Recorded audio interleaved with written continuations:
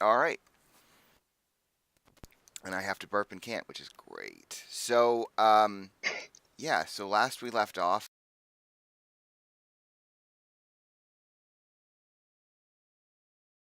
the Temple of the Allfather, and you had left off after defeating some tribal humanoids. One of them getting away. Uh, you came upon a very very large door. Um, Harshnag stepped forward up a long flight of steps and opened the door for you, which looked incredibly heavy, and pushed both sets of doors open at once, revealing a much, much larger room with what you can make out as being filled with statues. Very, very large. One might go so far as to say giant statues in the room. And unless I don't know that we need any more detail necessarily than that, so unless someone has something to add that they feel is important, um, what are you guys doing? What? Sitting in awe. And if Do these statues look anything similar to the depictions we saw on the original pillars? I mean, the ones in the pillars were more. I don't want to say abstract, but they were kind of more abstract than that. Like they were just representing a general idea. These look fairly specific. Also, if it would be useful for you, I would reread that wall of text if that's something you guys need or want. But right now, you guys need to tell me what you're doing. Going into the room? Sure. Yeah, you guys, you have time here. Tell me what Selenda, you start to walk into the room. Um, I'm trying to open my notes. Sorry. that's okay. I don't see anything. This place must be huge. Is anybody coming in as well? Yeah, I'm gonna drag Reggie in with me, I guess. Okay. Yeah, now you get to have the same fun that I do controlling several tokens at once. Um, They follow in and keep a half eye out on our back because I know someone did get away. So I'm kind of taking rear guard. Where's Harshnag? Is he waiting for us all to go in? yeah, he'll bring up the rear. Then I'm I not worried bet about you will. bringing up the rear. Yeah, let him do that. Did anybody else write down the pillars outside? Because he did say we should note them. Write down the pillars? Write down what the pillars were. I didn't write anything down. I did. I have them as well. I wasn't sure whether Reginald was the only one that did. Another one in here, the only one missing a weapon was the Frost Giant. Yeah. Does it look like the weapon that Harshnag is using might be the weapon that's missing?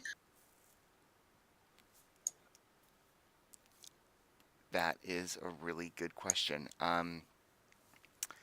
The answer is no, because the the weapons that all of these other statues are holding were clearly built as part of the statues. Harshnag's weapon is Okay. a very real metallic weapon. All right. It's just a And what's down here? As they move farther in, can I just make a stealth check just in case? Uh-oh. Oh no, okay, you were supposed to find that. there was a Yeah, I mean, if you want to make a stealth check, that's totally fine, Elizabeth. Okay. What is Selenda, it? since you're about there, you've been circling around this room, seeing these very very large statues. What you're seeing kind of here, Selenda, against the wall is important. So I will describe it thusly wise. Um, you see there an archway. It's 40 Okay. feet wide, 40 feet tall. There are runes carved into it. Each of the runes is inlaid with mithril, and there's a glowing mist that fills this portal. You can't see through it. It's just a wall of mist. A fog, if you will. Interesting. Do I know what the runes say? You do not. You can't make them out. I speak giant. It's not. This isn't giant language. This is something else entirely. This is not the giant tongue. This is It's not. Spanish. Yeah, it's Esperanto. Um, Is it any tongue that I might speak? It's not. It's Hang not. on. It's not language in a traditional sense. Like Is it's. it like a magic, like giddy woo? I mean, you could reasonably assess it as such. I will also describe, since Valem and Reggie were moving along the north wall there, because I'm trying to track all of you, but it's difficult. Um, Reggie and Valem, you were up toward the top there. So up here, I'm gonna ping. I don't know, Valem, if you can see it where I'm pinging. Yeah, I'll have to move because Reggie can't see anything. So Does he not have sight? wherever I put him, it's like, I mean, Oh yeah, he can see. He sees through your light. I gotcha. yeah. Yeah. So what you're seeing there, Valem, are they very clearly look like doors, but they are completely frozen over with ice, like several inches worth of thick ice.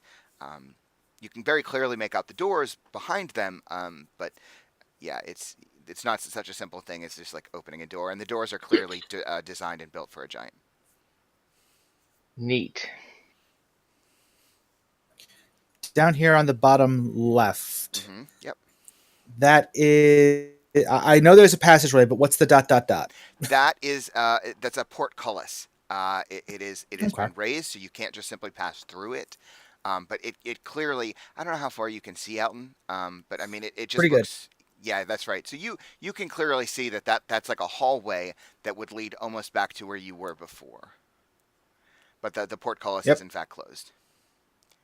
Is this All a right, glory I'm hole up here? No, actually, unless you really, really want it to be, and in which case this campaign is going to go in a very different direction. Um, I put my wiener in it. your wiener disappears.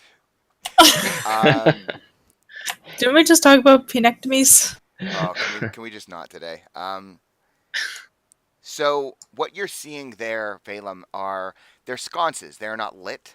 They're made of iron. They are bolted in those niches that you're seeing. Niches get stitches, and yeah, there's no flame, there's no fire, but it's clearly designed for that purpose. But none of them are lit. What about this big center statue that all the cracks seem to be stemming from? Okay, sure. So it's I'm not sure how clear it is to you. The statue is much much larger than the others. And Harshnag, I think, meanwhile, because I'm forgetting about Harshnag, he's sort of been circling the room, kind of looking at each of the statues. He won't touch any of them, and I think as he kind of passes a few of them, he gets a little, like, you can clearly tell that he's looking a little frustrated, a little angry, but he does kind of circle around to where you are. Selenda is actually facing the face of the statue, and Harshnag begins to kind of focus in on this statue. He begins to look respectful, in a kind of venerated fashion at this statue, and I think as Harshnag kind of circles around to the front of it, he takes a knee in front of the statue, and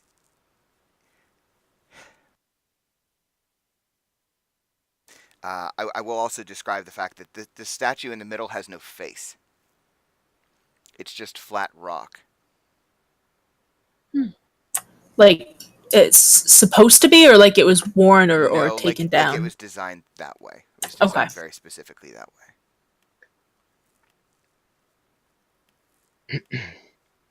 Reggie has torches, so I'd like him to light a torch so I could start seeing with him. Does Harshnag know anything about those runes?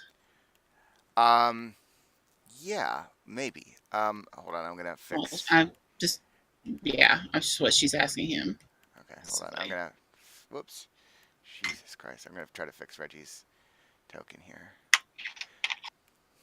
Why is he only level 7?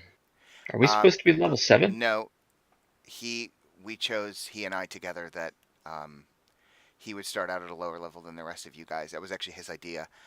Okay. Because he'd been away from adventuring for so long, and I didn't want to make him like so far below you guys. So Okay.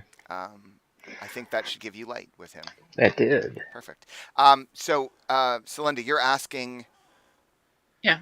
You're asking Harshnag about the runes. So, Yeah. Harshnag walks over and he kind of walks over to the runes over here, and he points at one of them, and he says, he like points up at with his finger. He says, "Ice." I think I can show you this. I think I don't know why I wouldn't be able to. So I'm gonna show something to you guys. This is what it looks like. So if that's ice and you're a frost giant, are each of the other ones another giant? Harshnag Symbol. says, "I don't recognize the others."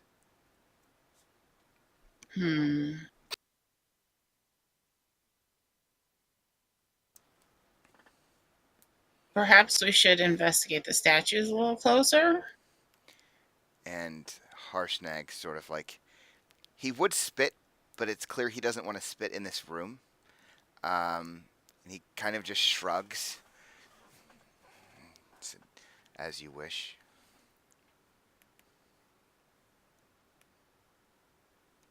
All right. What's the deal with these southern doors? Same as the ones above. Very heavy, clearly designed for giants and for giant size. Also covered over with several inches worth of ice. They're completely frozen over. Are the walls covered in ice as well, or just the doors? There's kind of a thin layer of frost around. I mean, you're so far north, it's not necessarily unreasonable. So there's a thin layer of kind of frost around, but on the doors specifically, there's a heavy layer of ice. All right. With one of Beth's favorite enemies being giants, can I do some kind of intelligence check to kind of recall any information I would know about this place or the significance of the runes? I don't think this is not something that is ever advertised. You will not find word of this temple in just about any book. Most people, if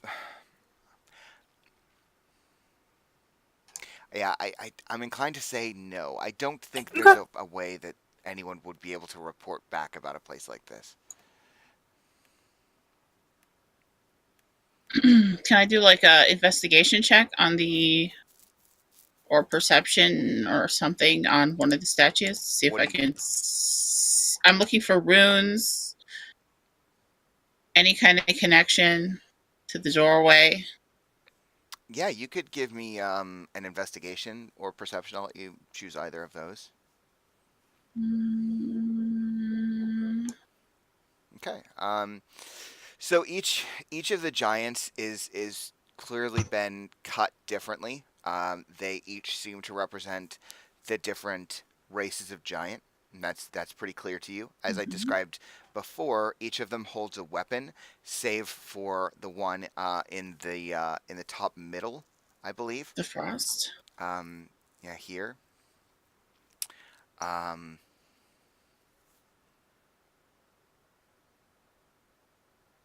You do see that. Well, no, maybe.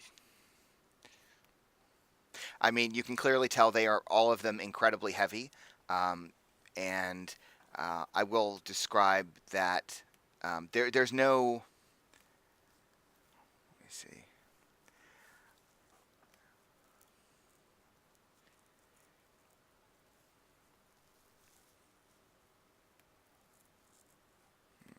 Okay, give me a second. No. So each the one of the I don't know if you'll be able to see it in the dark, but hopefully if the fog works. The one at the very top left is holding a boulder as a weapon. Yeah. The one at the top right is holding a trident.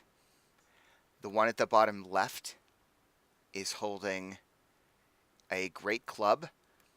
The one in the bottom middle is holding an iron greatsword. The one in the bottom right is holding a spear. Do they look like they're detachable? In fact, they do. They also look very, very heavy, even the weapons. Wow, this is a puzzle if I've ever seen one. Yes, it is. What is everyone else doing? We might need Reggie. Reggie, I have him trying to melt the ice off that door with the torch that he's burning right now. He's making Is that doing anything? very slow process. It will work, but it's going to take some time. I could probably So- fireball it off quicker. Well, Eh. we don't need to burn. Or firebolt Also- it off quicker. So is it just me, or does this seem like some kind of light source glowing at the base of this faceless statue? What's that golden glow? Did I miss something in the description?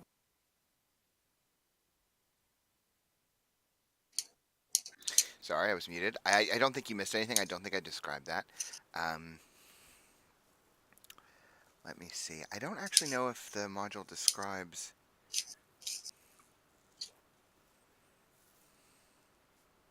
Is it just like an altar, maybe?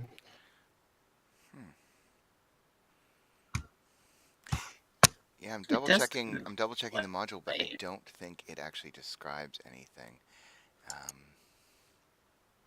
I Oh wait, feel here. like Hang on. Sorry. Let's see.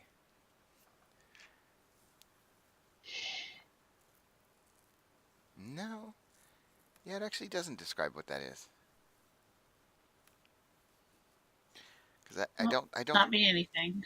Yeah, I don't think it's an altar, but I'll keep hunting to see if I can figure anything out. But I don't think it's. If I figure out what that's supposed to be, I'll let you know.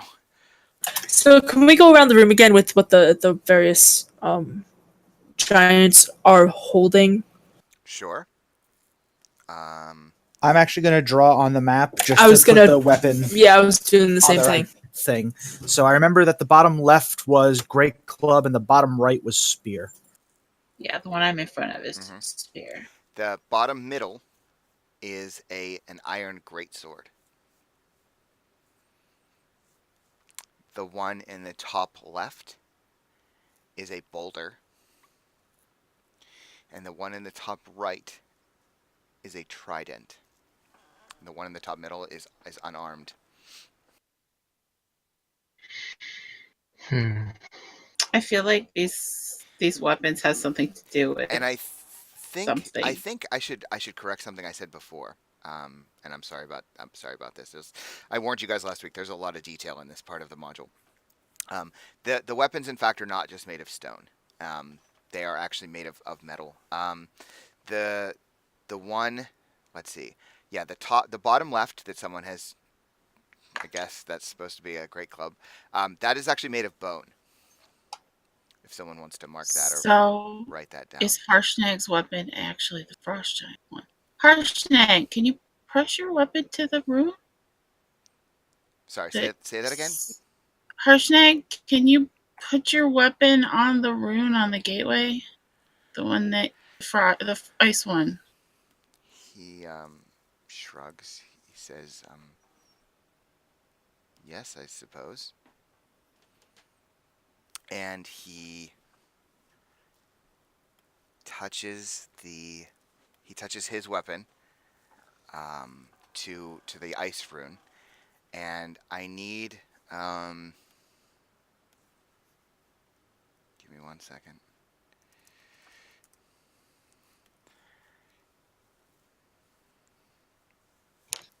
Yeah, I need everyone in the room to make a dexterity saving throw. Oh shit. Sorry guys. Holy Oh man, Christ. we're off to a great shot. Wow. Great start. Let's see. Jeez. Oops. Sorry guys. I'm better than average. Barely. Okay, so anyone who rolled below a 15, which is So all of every- you, All of us. you all I- take 6 bludgeoning damage, and you take 13 frost or cold damage. I know some of you are resistant, so if you're I'm resistant, actually not. oh, you're not? I thought you were. I have to use an action to gain that. Oh, I okay. believe. So everyone takes 13 cold damage. 8 As bludgeoning and 15 cold. 6 Six. bludgeoning and 13 cold. As 13. throughout the entire room, an ice storm just appears basically from nowhere, from all the walls simultaneously. It starts like slamming into all of you. The cold, the bludgeoning, just starts hitting all of you. You try to duck, but it's so sudden that none of you are able to move and get out of the way of it. There's almost nowhere to hide from an ice storm that's coming from up above, and it lasts for several minutes, and you guys are just being battered with this. And I guess I should have Harshnag roll as well. And after a few minutes, it stops. He's actually immune to cold, so yeah, he'll take 6 damage. So maybe we don't do that again. So Yeah. All right. Well, I mean, well, we know the weapons have something to do with the runes. Yeah, but which Yeah, of that these it things sets is not like traps the off other? of- We have 5 statues that all do basically the same thing and one that doesn't. We need to either find the axe or have Harshnag give the Frost Giant the axe, or it's something. We hope it's an axe. It's all. None of the others have an axe, do they? It was like a trident, a spear, a club, a stone, and a sword, right?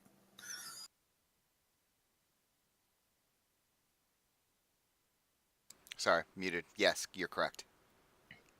So yeah. Can we look around and see if we can find the axe that goes in there? Because I'm guessing that his axe isn't big enough to fit. Well, maybe we focus on one of the other ones if we don't use his. We did say that the weapons look removable. Well, what the thing is, we know that one says ice, so the Frost Giant's weapon would be the one that would be the most logical to put in there. So if his weapon isn't the Frost Giant's actual weapon, maybe we should see if we can find the Frost Giant's weapon. Okay. Well, this one up here, this is the trident. Why don't we try the trident first before we? Okay, which one Because are we going to these try weapons it with? exist. The trident. Can we tell what type of giant this represents? Um, Would Harshnag know which type of giant this represents? yeah. Hagar? I think. Harshnag. Yeah, I think he would recognize that. Give me a second. I have to find my charts. There's many charts, and I think Harshnag would recognize that as a storm giant. Storm giant, fantastic. So Reginald's a little stronger than me, so he's gonna try to grab the trident. And it weighs 800 pounds. Holy shit! I could barely levitate that shit. What about having Harshnag do it? Well, yeah, I would say collectively, me and Reggie should be able to drag it. In theory, if you made some work of it, is that what you're doing? Yes, I would like. Yeah. Okay. I mean, yeah, and Harshnag's not opposed to helping you with that. I mean, he sees that you're, it's going to take quite a bit of work, unless you really don't want him to help, but that's up to you. Is it No, possible- I'm all for it. Teamwork, Is it teamwork. possible for us to take cover in case something happens? I mean, where are you trying to take cover? In the hallway? Everyone go outside.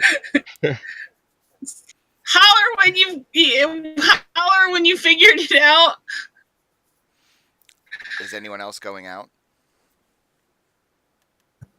No, I'm actually going to start Eldritch blasting this southern door right at the bottom, trying to get the ice to collapse. So Valem and Reginald, with the help of Harshnag, you drag over the trident. Which rune do you touch it to?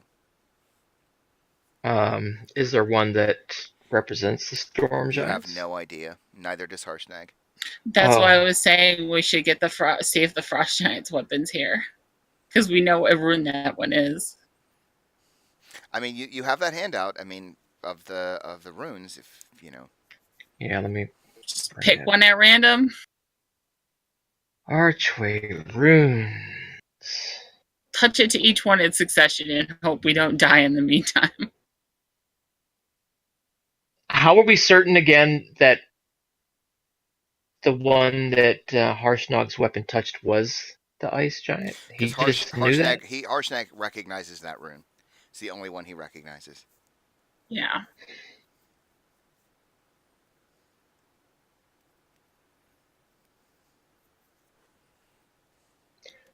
Now, next to these runes, are these names underneath it, like Mog, Sky, Ilo?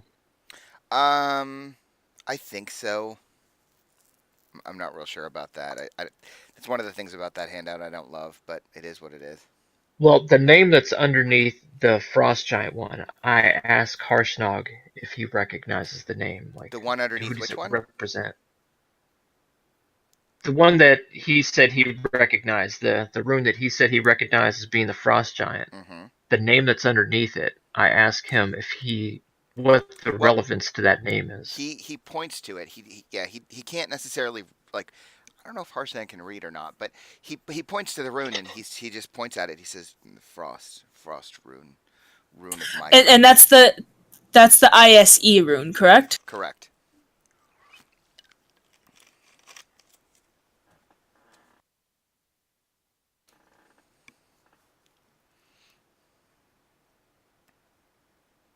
Yeah. So what? Conrad. Um, Conrad's watching on Twitch. So yeah, what do you guys Touch do? it to Stein, maybe. Okay, so here's my I logic. mean, what's your theory on this? Yeah. Right, so I'm looking at the pillar information. First is the giant with the rock on its head. Second is the frost. So if we're looking at the archway runes, starting at the bottom left, we have Haug for 1, Ice for 2. Sky kind of seems obvious. Sky, Cloud, Skye. So that would be the third. Storm then for Stein. Ild for Stone. And then Uvar for Fire. That's kind of definitely is hill. Haug is definitely hill. Groodhog, yeah, I agree with you there. Yeah. So that's my logic. So we're building bottom left and then just kind of bouncing left to right. So we've got Haug, Ice, Sky, Stein, Ild, Uvar based on the pillars from the front going Hill Giant, Frost Giant, Cloud Giant, Storm Giant, Stone Giant, Fire Giant. That's my theory. Sky would be Cloud. Yeah. So one that's would be next to Cloud, which would be Stein, would be Storm.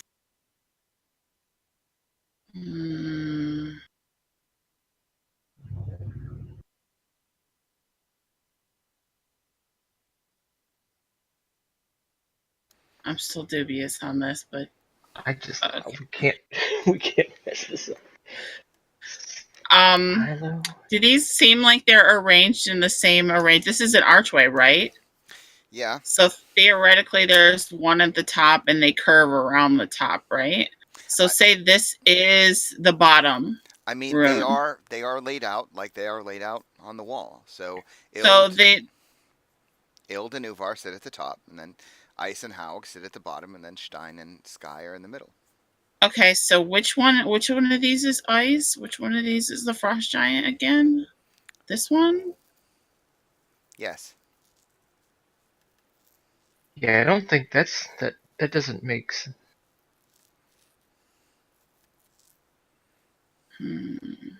Ice is Frost. Haug is Hill. Sky kind of makes sense. This is Hill, right? So we're basically trying to figure out Ilo, or is it Ild? Ild, Uvar, and Stein. And that's going to be either a Storm, a Stone, and Fire.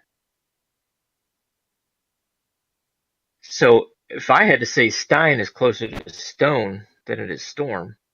I think Stein is closer to Stone as well. I was thinking that, and that's kind of the only thing that kind of threw. But again, Haug, Ice, and Sky match up, so that's kind of.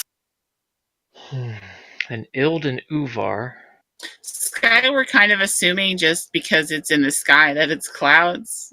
So Basically. Yeah. And that, I I mean, think that's why I'm so. justifying Stein as stone, Yeah, is because it's kind of. that's what I'm thinking as well. Because if Sky is cloud, then Stein would be stone. So that would And- leave Ild and Uvar. One's going to be storm, one's going to be fire. And none of us can do, I mean, even with the giant knowledge of language and things like that, these words mean nothing. I mean, and our fucking all the goddamn feet did not help me at all. Took a feat to learn giant. God damn it! The issue here is I can't. It's really again But so no knowledge of the giant language doesn't help us anything with at all with these runes. The Because, hog, the ice, again, the sky what is translations. Arcana? the issue here is that I think that the archway runes aren't actually labeled like they are in this picture. That's what I don't like. Like, I don't think they're actually marked on the wall. That is more for the benefit of the players than it is the characters, so that you guys aren't trying to describe them to each other. Like, I don't think that writing is actually under the wall. Again, these runes aren't a language. This is something else entirely. That's why you can't read Okay. it. Like, that's not just the DM trying to screw you. Like, I genuinely think that the runes aren't. They're not. Well, language. I'm going to read into this as that arch is at the top ones would be like the top of the tier. I'm looking at it like that, like how maybe the giants are tiered. Okay. So if that's the case, then the storm is going to have to be one of the two at the top. Well, for the sake Which would of be Uvar shit, I can't see. or it. Ild. Clear this up. For the sake of argument here, can we get all the giants labeled with what? Just have oh god, I forgot our friend's name. Harshnag. Identify what each giant is. We know the storm giant is the one here with the trident, the ice giant's in the middle. Is it safe to assume the one with the boulder is a hill giant? Can he confirm that? Yes, it is. It is safe to assume that. It looks enough like a hill giant that I think you can recognize, having fought some hill giants up close and personal, that's what it's trying to portray. Well, we've Okay. seen a cloud giant. We've seen a fire giant too. Right, which I think the cloud is going to be the bottom right and the fire bottom middle. So that leaves the bottom left as stone with the great club. Hold on, let me no, I'm sorry. The one at the top left is not a hill giant, it's a stone giant. Okay. It's a stone boulder. The one in the bottom left is holding a great club, is made of bone. That looks like a hill giant. Okay. The one in the bottom middle looks like a fire giant. You've seen one of these before wielding a very large greatsword. Kind of reminds you of that. The one in the bottom right, holding the spear, appears to be a cloud giant. That puffy white hair.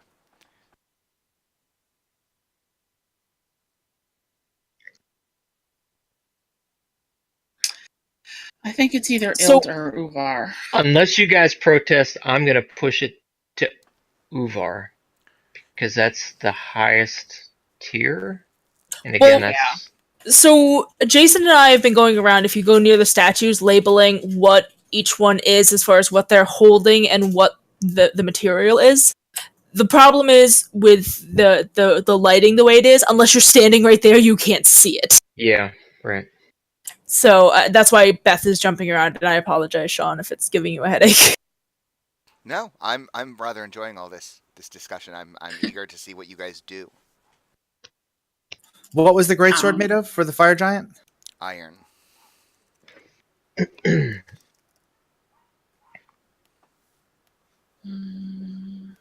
I say go for it. I think it's either Uvar or it's Ild. So it's one of those two, I think. I think I'm more focused on the statues. The fact that only one of them is missing a weapon seems important to me. Yeah. I have a feeling somebody took the weapon out of here and used it on the gate, or I don't know. It's Harshnag's weapon. That's the only two things I've got. Well, this might be pretty ridiculous, but I don't suppose the Uthgard people we just killed had anything on them like a giant weapon. Nope. Pretty sure we would have saw that. I did try to loot them. Yeah, there was definitely no several 100-pound weapon amongst them. Well, So Get ready to Valem, get blown up. you are pressing the trident with Harshnag and Reginald's help. Yes. And so, Good luck, guys. Dexterity saving throw. not this time, actually. This time, everyone inside the room is going to make a Constitution save. I'm sorry. Oh shit, I'm fine. Selenda, you're not in the room. You're right. I'm not, but I still would have beat it. The DC here is, I think. Let me just double check. But I'm Reggie pretty sure. made it. Yeah, DC is 15. So Alton, Valem, you're going to take the full force of it. So you're going to take 7 damage as a massive sound starts to boom through this entire room. You start to hear lightning flashes across the sky. Thunder starts to boom. Winds actually start to blow from nowhere in this room. You take 7 thunder damage, and everyone. Well, no. Those of you made the save aren't. And if you made the save, I think you take half. So you'll take 3 damage. Like Reggie will take 3. And those of you hit, Valem specifically and Alton, you are deafened.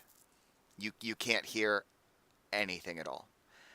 Now this is going to matter, so we're going to do this one at a time. I'm not going to roll initiative because I don't want to deal with it. But I need to know what everyone in the room is going to do. So let's start with Valem and Reggie because you're doing both.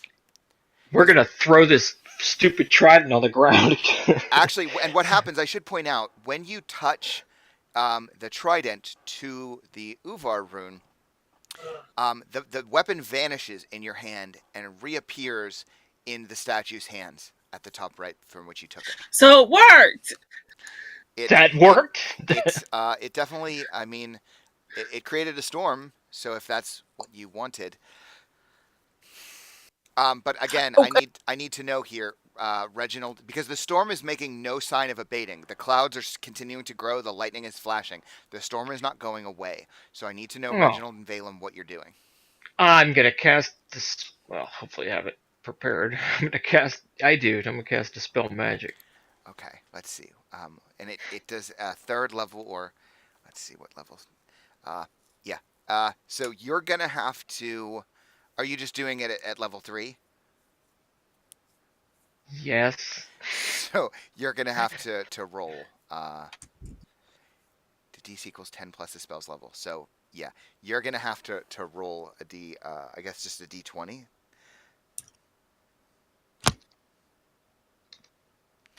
Okay. So you cast the spell and nothing happens. The storm just continues to roll. The clouds become dark and black, and the lightning continues. And the lightning seems to be like moving further down through the room as your spell fails. Aha! Everybody out of the hallway. So before, don't start moving your tokens, please. Because again, this is going to matter. So that was your action, Valem. Do you want to take a move? Yeah, I'm gonna move. I guess towards the hallway. Okay. So We need to get out of this room. Okay, so you can move your 30 feet. Is Reginald running as well? He most certainly is. Okay. He's gonna take a dash action. Okay, so Reginald runs 60 feet, so make sure to measure that out. Elizabeth? So with the cacophony of sound, she's gonna cover her ears. Luckily, she doesn't get deafened, but then she's just gonna book it towards the front. So dash is dash. 60 feet. And again, That's 160. Whoops. Hang on here. please make sure to measure that out. Alton, doing the same? No, actually, I think I'd be a bit more confused since I am deafened, and That's all things right. considered, the storm is completely above my head. I'm gonna clutch my ears for a minute and start looking around, going, "What the hell happened?" Just because I can't hear them yelling. So Also true. I forgot about that. I wonder if that impacts Valem. Yeah, Valem, you yell out. You don't even hear yourself yelling. Like, you can feel it. You can feel yourself screaming, but you can't hear anything at all. So you make no move to run, Alton? no, I'd imagine I was firing an Eldritch Blast when that happened. If anything, I had a wild Eldritch Blast this turn. Okay. And all right. I'm looking at everybody going, "What's going on?" And then realizing I can't hear a damn thing. Okay. So you guys has everyone moved the full length of their movement? Harshnag will, Yes. of course,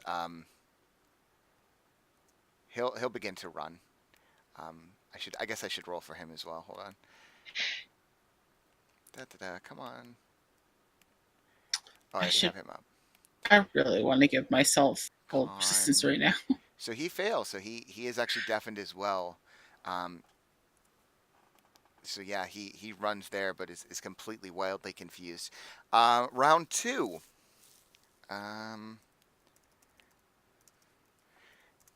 Everyone, and you already failed your rolls. So, or should you make your rolls again? No, because you're still under the cloud. So everyone's going to take 3 acid damage in the room. who is still under the cloud as the clouds start to spew acid rain. Starts to, and you hear it. I think Valem, like Reggie, you guys hear it and feel it hitting your armor, and you hear that like hissing as the acid is hitting your armor. Harshnag just sort of like looks up and is like looking around trying to figure out what the fuck is going on, completely confused. And we're gonna go through another round. So Valem and Reggie, I assume you're just running. Running, both of us dash action. Wow, I'm really glad right now that I wasn't in that room. Okay. Elizabeth and Alton running as well. Yeah, at this point, even I know something's wrong. Just damn. Okay. Yeah, so 60 feet. Come on, Elizabeth. Oh my god. Sorry. Okay. You okay? I got real excited. I should have warned you guys. I was super hyped for this game because of this whole place is Because you love to torture us, we love you too. I'm shit at combat, but this is working to my favor. So all right. So you guys has everyone run as far as they can go? Oh, Harshnag should run too. Let's see. That's 50, 60 feet. So he runs there. And Conrad is by far the best at this kind of thing, and he's not here. I know. So you guys next round. Let's see. 1, 2, 3, 4, 5. Stop sounding so happy. 1, 2. So all right, I need each of you to make a dexterity saving throw. The DC, I think, again is going to be 15. Jesus. Oh my god. I'm Okay, good. Elizabeth makes it. Reginald has to go. Okay, so Alton and Valem again. You all get hit. As oh no. Okay, thank God. I don't know how to roll. That's good. I thought that was real. So everyone who failed the roll, Valem and Alton, you feel, and you don't hear anything. The room suddenly gets super bright as you get struck by lightning. Oh shit! Fuck. If you fail the roll, you take 31 Oh lightning my damage. If you I'm unconscious. if you succeed, Oh wow, we're gonna die. if you succeed, you're gonna take 15 lightning damage. Succeed. I have 10 hit points. Reggie has 13. Okay. So Is there damage that I didn't take? Oh, I've made saves. Okay, never yeah. mind. So again, you guys get to go. You get to run. Valem and Reggie. I assume you're running for the door. Yes. Do I notice Alton falling to the floor? Yes. I mean, you're yeah. I mean, you wouldn't hear it, but the lightning suddenly flashes in the room, and it illuminates the entire room. And yeah, you do see almost like in a strobe effect. Because all this lightning is flashing very suddenly around the room. You start to slowly see Alton just collapsing to the ground. Smoke like emanating from his shoulders. All right. As I'm running, I shout a healing word over to him as a bonus action. Well, I'm wondering if that's going to work here because he's deaf.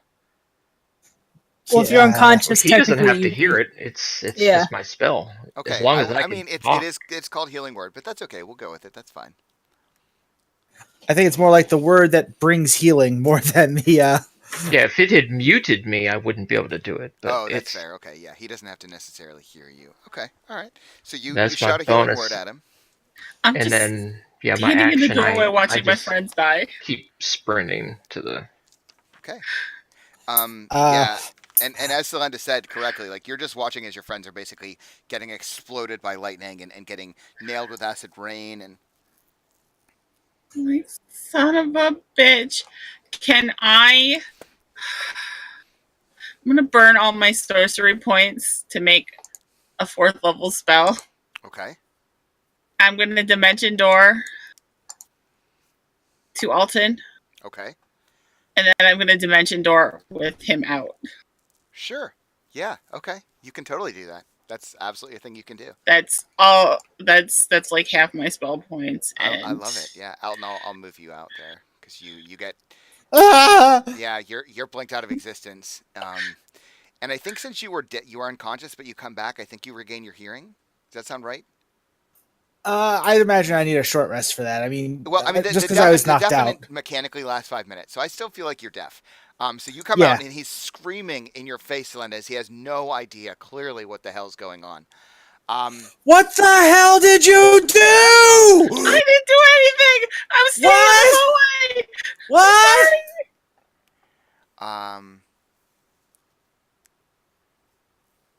Oh, you know what? I didn't have Harshnag roll for. We Sorry. have to. Was that a deck save for the lightning? Is that what I Yeah. said? Yes.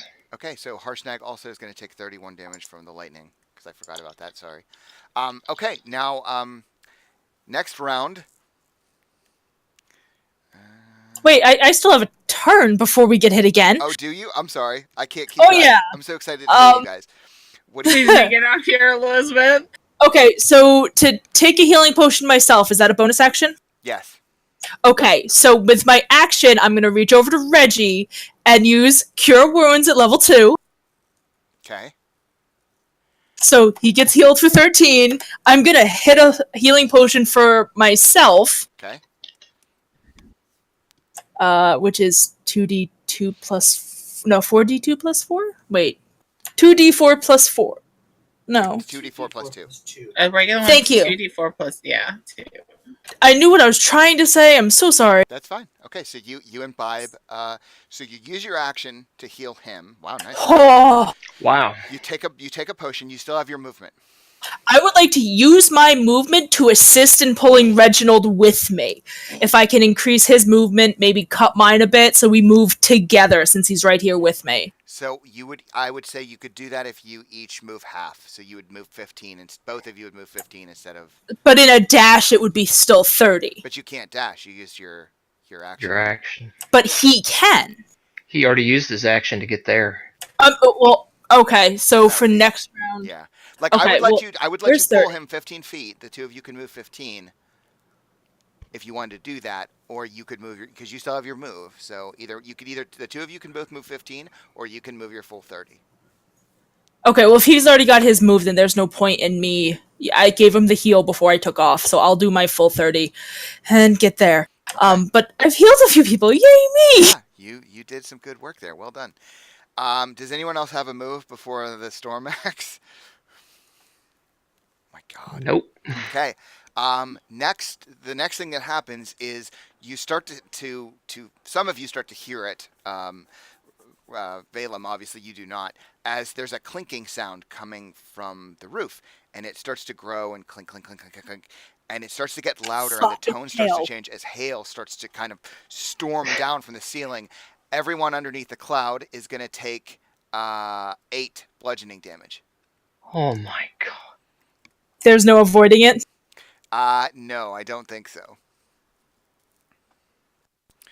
Valem is at 2 hit points. Okay, yeah, now it's your turn to act. So Position heal thyself. Reggie is at 18. Alright, Reggie is going to take the dash action. He's going to get right to this door. I'm also going to have him do... Can I yank Reggie the rest of the way into the hallway? Yeah, I'll help. He's going to use second wind, so he's gaining 11 hit points as well. Please don't die, Phelan.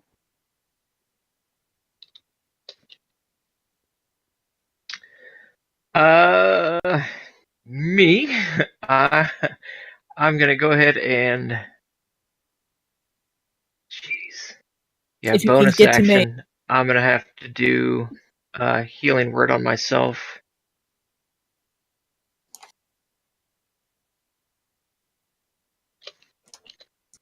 And I'm going to dash action as well.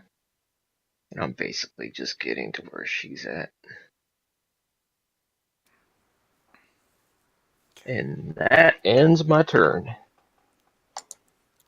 Okay. Okay. I'm gonna do the same thing as before. I'm gonna do Cure Wounds this time on Valem at level 2.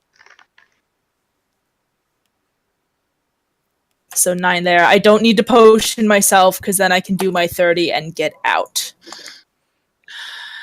Okay. As I dive into Celinda. Okay. She pushes you behind her as soon as you're in So here. you guys are all like bundled up in this pile toward the front. I think here's what's going to happen, because I think I was fucking up Harshnag's movement. He could actually move further than I was moving him, because he's got a speed of 40. So what he's going to do here, Valem, is he is clearly strong enough that he is going to run here, snatch you up with one hand. He's going to rip you off your feet, and basically he's gonna stomp. Oh, like he's gonna basically try to jump over the rest of you, and he lands on the stairs, and his body like slams into the wall. And as this is happening, you guys start to see in the room this massive like gusts of freezing rain start slamming down through the room. It's you can feel the cold coming off of the rain. It's being exacerbated by all the frost and the ice in the room, and this wind starts blowing the rain sideways through the room. Some of it is like sprinkling out the door and getting you, just like sprinkling on you as Harshnag like tears you out of the room. You are all out of danger. The storm continues in the room. For a little while. In the meantime, you guys are all still alive, so well done. What do you do? We're resting. Watching this Yeah, storm take in awe. a rest here. Jeez. Celinda's just watching this storm in awe, like, God, I hope that's a spell I can learn. I look around, still completely deaf. Who did it? I'll go I told into a everyone voice. to leave before I did this. I told everyone to get out of the room. You guys chose not to. I was a smart one. I wasn't almost paying had to watch attention. my friends die. That was horrible, guys. Please don't ever do that again. I don't want to watch my friends die. I mean, the thing is, like, who got? Oh, well, so Alton's got 7 hit points. Reggie's at 29. He's not even that hurt. Yeah, because You he's said healed. no. Yeah, I healed him, and she shoved a potion down his throat. No, I shoved the potion down my throat. I healed him. Yeah, and then he did his Second wind, yeah. second, not second wind. Yeah, his second wind. Okay. All right. So you guys are all alive. Worse for wear. The wind continues to blow. The rain continues to pour in the room for, maybe I think like 30 seconds. And then almost as quickly as it turned on, it just sort of shuts off. The rain all splashes to the ground. The winds just die down. The room is dark and completely quiet again. That's all What the hell was Catching that? your breath. Alton is still deaf for a couple minutes.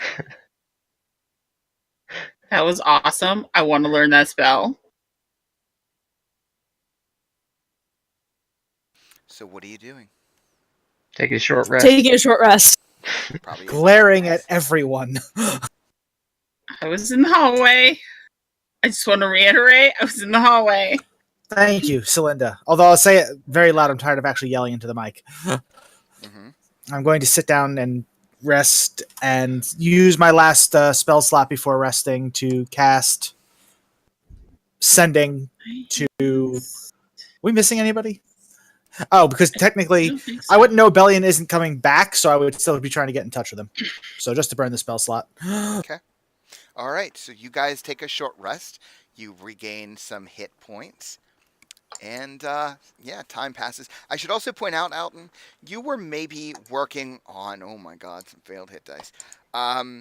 You were working on Better the that. hit dice than the saves. Also true. You were working on that door for, I'm gonna say, like 15, 20 minutes. I think that's fair. Excuse me. While everyone else Are you Yeah. fucking kidding me? everyone else was dragging weapons and things around the room.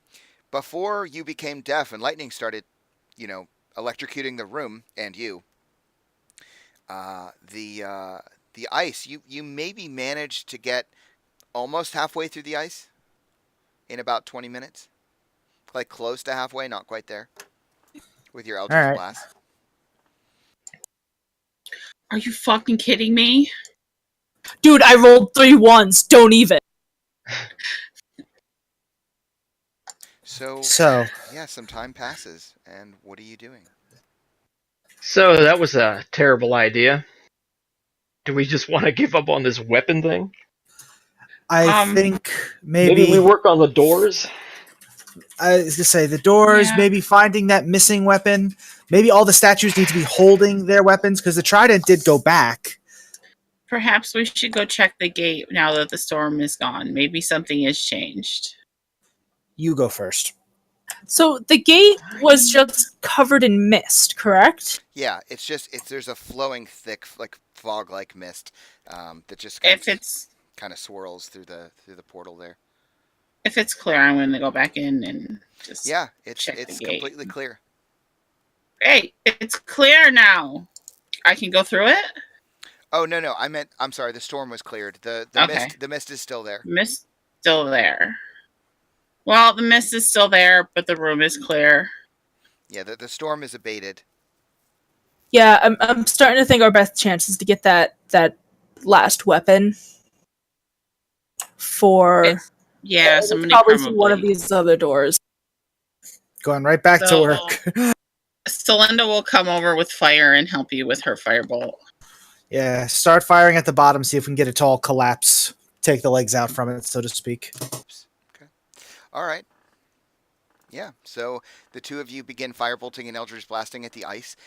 Working together, it probably takes you. Let's see, half would take. So like 15, 20 minutes of working together, casting magic spells to completely knock all the ice away through the door.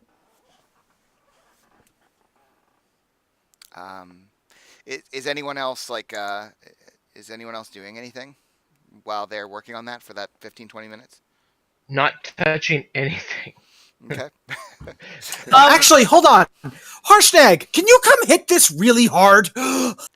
Yeah, and He did get the doors open that had the ice all over them. well, no, that door wasn't like frost covered like these are. Those doors were just incredibly large and heavy. These doors I are. thought they were covered in ice too. No, I don't think so. Yeah, so Harshnag kind of comes over, and the two of you have been working for a while, and as he's kind of coming over, a giant crack kind of spiders up from the door, and it kind of breaks, and you start to see the ice chip away, and almost in like a small avalanche, the ice just completely slams down to the ground. Give me 1 second, because I'm realizing I'm probably going to have to fix something. You're gonna have to what? Oh shit! Nothing at all. God Don't worry damn about it, it. Sean! Don't worry about it. It's Yeah. fine. You don't have to be so freaking excited to kill us. I'm Teddy bears, I'm come on, helping Teddy you bears. out. I'm helping you out. Shut up. I'm being a nice DM. So yeah. Sure. After you So join fucking torturing us. I mean, I enjoy it so rarely. So yeah, the two of you work on the door. You manage to open it up.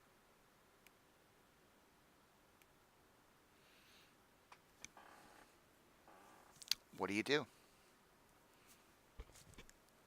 I send Slater in to scout. Okay. Yes. That's a brilliant. Yes. Yeah, that's in fact a really good idea. So you kind of like creak, the door creaks open a little bit. It's very heavy, very large door. Yeah, so does Slater have I am vision? I am going to be seeing through Slater's eyes, so Sure, I have sure. to see how that works Does, with I'm gonna my s- well, I'm gonna say, Chainmaster. is his stuff correct? Like, I feel like he's seeing further than he should be seeing. Um, I'm pretty sure he is. he has Oh, he shouldn't be. 120-foot dark vision. He's got the same dark vision I do. Yeah, but it's. I think that should be better, right? Maybe? I don't know. Oh shit! Sorry. What is happening here? Why can't I remember how to? There it goes. Oh. It should be. So Dark. yeah, Slater's flying in there invisibly. Okay. Sure. 90 feet. Oh, because he has 360. That's why. Okay, so he's. I think that's fine for now. Okay, so yeah, you send Slater in. Sorry, shit. Okay.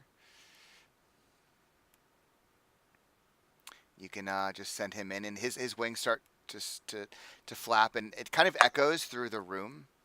And right about there, you see through Slater's eyes something kind of coiled up on the ground, and uh, it raises its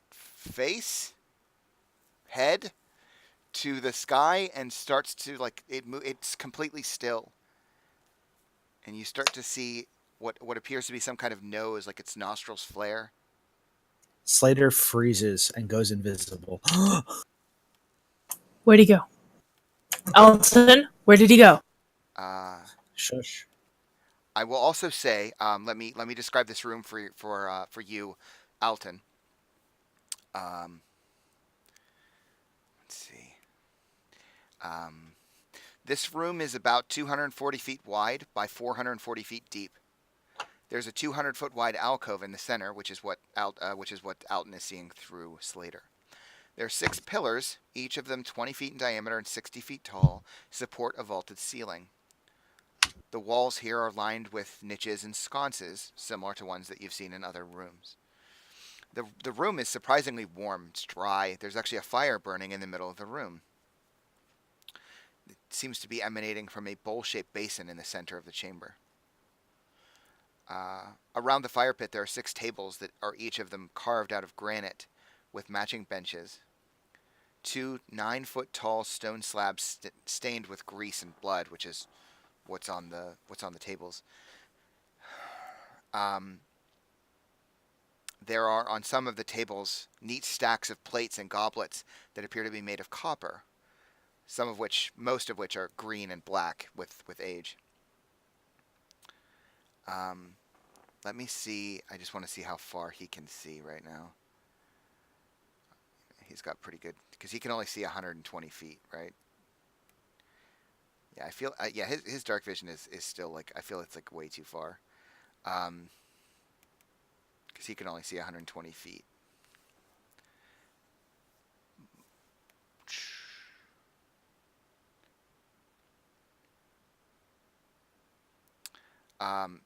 Down in the room, he can barely make out that there's something creating a shadow. Well, I guess the shadow would be on the far side of you, so that doesn't make sense. He can kind of barely make out a shape of something large leaning up against a table. And that's about all he can see. All right. We're going to do some shape shifting. We're going to go spider form and literally crawl along the ceiling. That's what he's going to do? That is what I'm going to have Oz do. Not Oz. Slater do. Sorry, Okay. Slater. All right. So he, when he transforms, I mean, if he goes in, does he do it invisibly? I'm guessing. I'd imagine it. I have to read invisibility. Because I feel like when he's shifting, he would have to be visible. Like he would have to drop one to do the other. But I think what's going to happen here is he kind of shifts up along the ceiling, and he continues to see as this creature in the room is just stock still. And it's very clearly like hunting for something. Like it's hearing something or smelling something as Slater turns into a spider and begins crawling along the ceiling. Yeah. Got to figure out how long my find familiar telepathy is. think it's a mile, isn't it? I think so, but now I'm not sure. I know with fine steed it's a mile. Oh, it's actually only 100 feet. Okay. So yeah, you completely lose contact with him very shortly into the room. Yeah, no. As soon as I run out of room, I'd actually call him back just because that there's something in there, obviously. Mm-hmm. So if he's within 100, yeah, he's pretty much at my max range now. So he's coming back in, and I'm going to share the. There's something in there, and it herds Slater as a spider. Well, shit. Can How I would- make how a would nature something check do to see that? if I knew what the heck that thing was?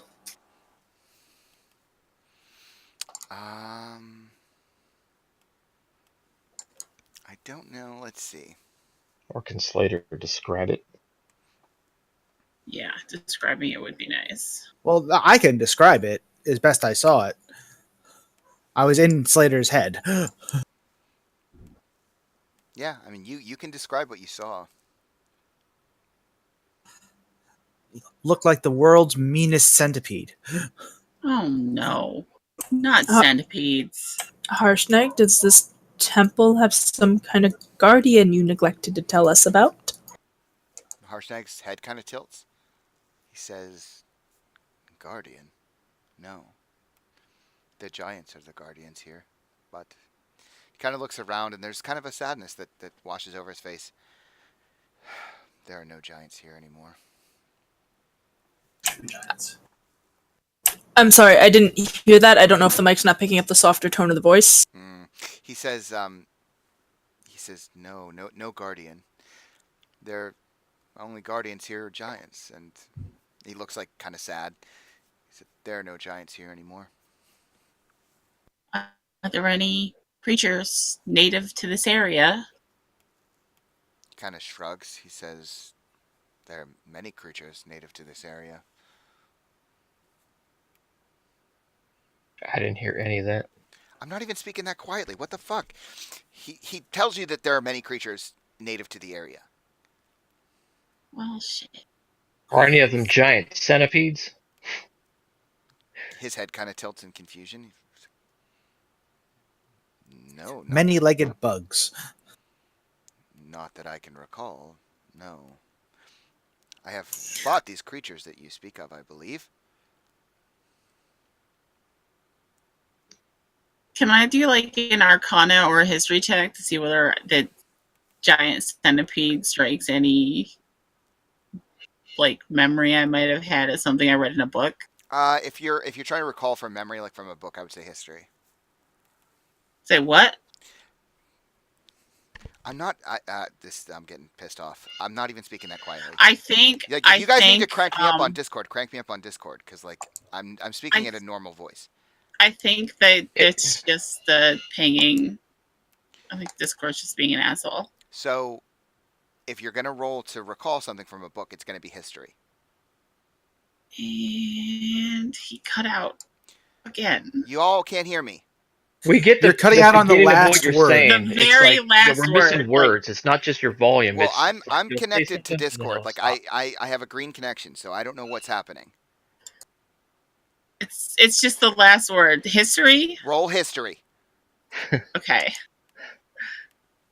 I'm sorry. It's not my fault. Wow. It's not I my have no fucking clue. Oh, wait, never mind. That was What? my hit dice.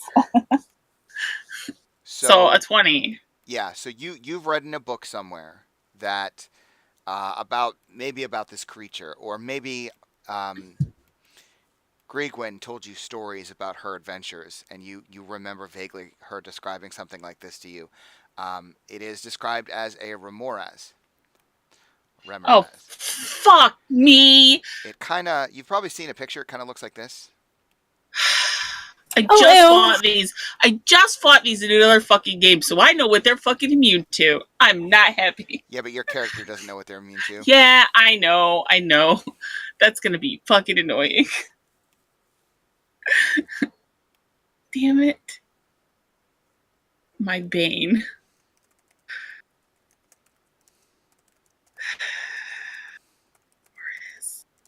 Yeah, she'll tell the party. She's like, yeah, I know what that thing is.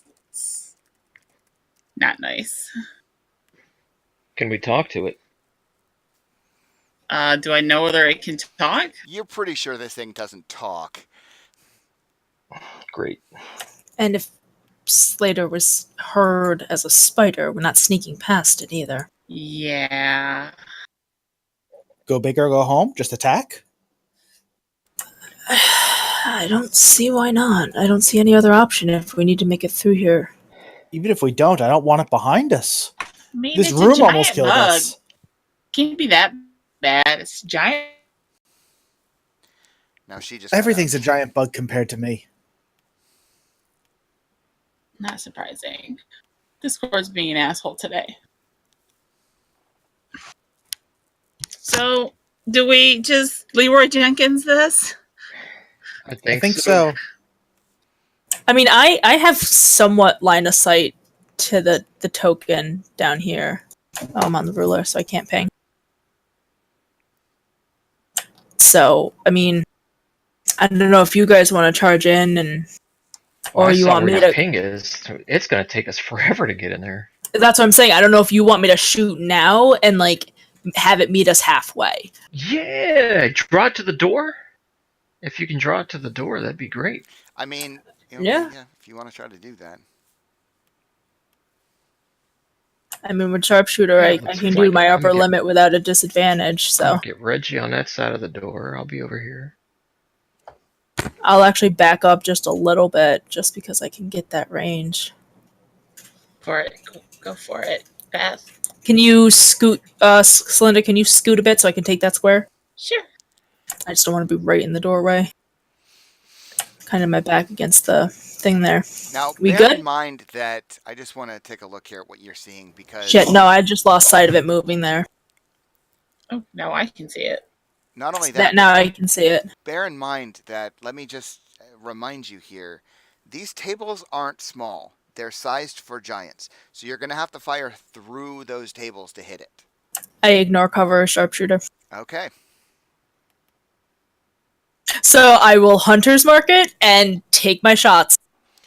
And since it's a distance, I'm going to try and do as much damage early. I'm going to sharpshooter both of them. Okay, hold on. Let me mark it with the hunter's mark. Yep. On Beth. Let me know when you're ready. Go, Beth. Yeah, you can shoot. Yeah, go ahead. Beth. Go, Beth. Go. That definitely doesn't hit. Oh. The second That one one does. Hunter's mark's already there. Whoops. And it's first damage, so Cluster doesn't come in. So it's 24 damage. 20. Yep. Okay. Now You we're go going to for roll it. initiative. Let me, yeah, there we go. Yeah, oops, not what I meant to do. Oh, that'll work anyway. Okay. All right. So, Oh, really? I gotta do him first. I know it. All the ones these past 2 days. Wow. I swear. Sean's off to a good start. Cool. All right. Let's see. This. Okay. I just shot it in the nose. All right. Yeah. So Oh yeah, we have Harshnag. That's a thing. you do have Harshnag, and believe me when I say you should be glad for it. Cool. So, Celinda, you're up first. Yep, and I'm going to be completely useless in this fight, but whatever. Oops, not what I wanted. It's wait, how many feet We was have that? faith in you. Just hit it with your stick or stab it. I don't know that it's immune to what I know it's immune to yet, so You really we'll don't. see. I can't fucking see it, so I'm just gonna step back out in the hallway. I can't see it. Sorry, guys. I You wanna fucking know where it is. Yeah, I'll hold my action. I will hold firebolt. Okay. Reggie. Reggie's gonna hold his action until it comes to the door. He's gonna attack it with his longsword. Okay. Slater. Slater is holding action depending on our. Excuse her. Sorry. Depending on the answer to the question I sent you. So you sent me a question? I think on I did. Discord. I got it. Yeah. Sorry. Yeah, I didn't want to interrupt the stream.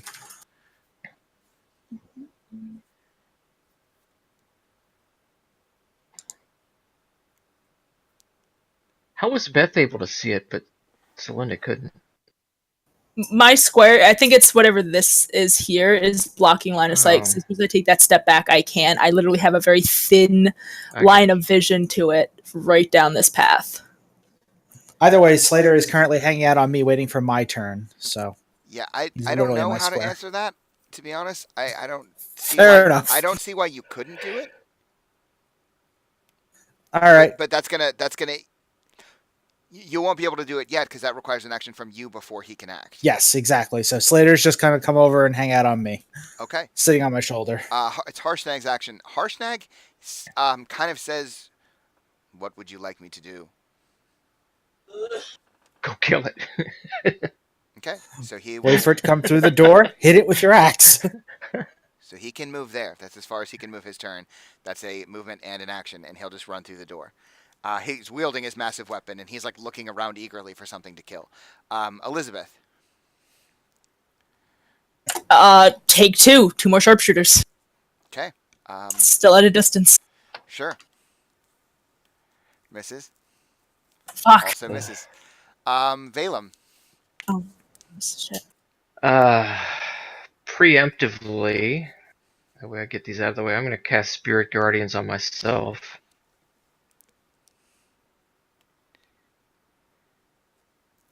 I'm not going to roll damage, I'm just casting it. I'll throw an aura up if you want. Sure, yeah, that's fine. Is that your action, I'm assuming, or is that bonus? Yeah, that's all I'm doing. Okay. If you have any movement you want to take, you can. Alton.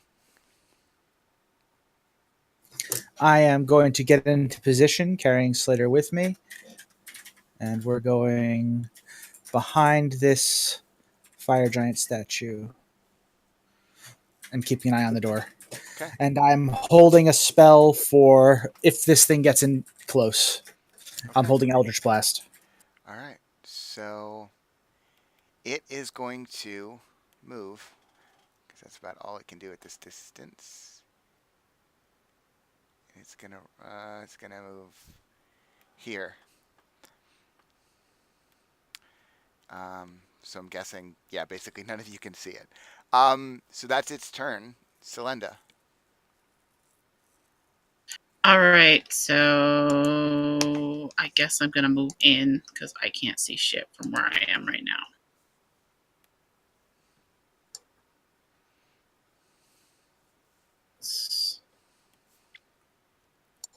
And I guess I'm gonna try and take cover under this. How high up would be to climb on top of the bench? I can probably give you that. Give me a second here. Having to move a bunch of shit. So I've got 5 feet of movement left. I don't think 5 feet is going to be. All right, so I'll just kind of try and take cover. Yeah, they're like 9 feet tall, so. All right, so I'll just take cover. Okay. Here for now. Sure. I'll actually move over here, so I'm a little closer. Reggie. Oh, I'm holding a firebolt. Since Beth seems to know at least something about this, I'm going to ask her out loud if this thing breathes fire or anything like that. I don't know anything about it. Celinda does. Oh, that's, yeah, Celinda. She would have told you everything she knows, so... So she doesn't know anything about it.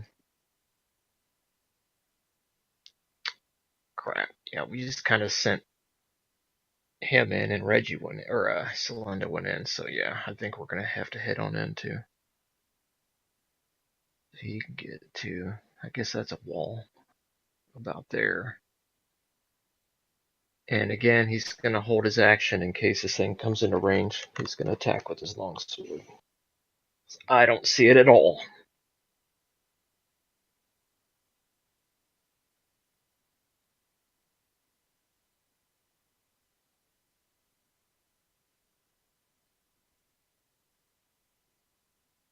Sean muted? Oh, yeah, I was. I'm an idiot. Sorry. I thought Jason was muted. I'm like, Slater? And then nobody said anything. Yeah, so Slater, what are you doing? Or Slater is moving forward, assuming I can get the range increment to work. He's going to move Is this it way down here? That's 80 no. feet. He's going to take a dash action functionally and get down there. Harshnag is going to. I guess it would help if I 30, 60. That's too far. I think he can get there ish.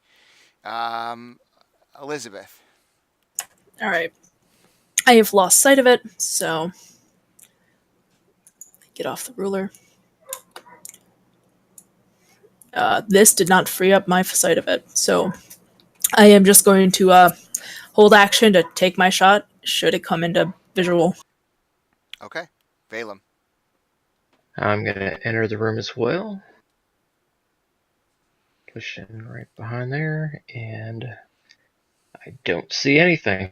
So, actually, I'll take a dash action for my turn to get to this side of the pillar. Or that. Okay. Alton.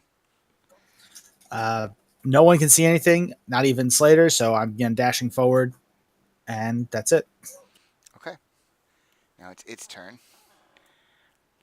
I'm going to zoom in here a little bit just on my other screen so I can see it more easily. Okay.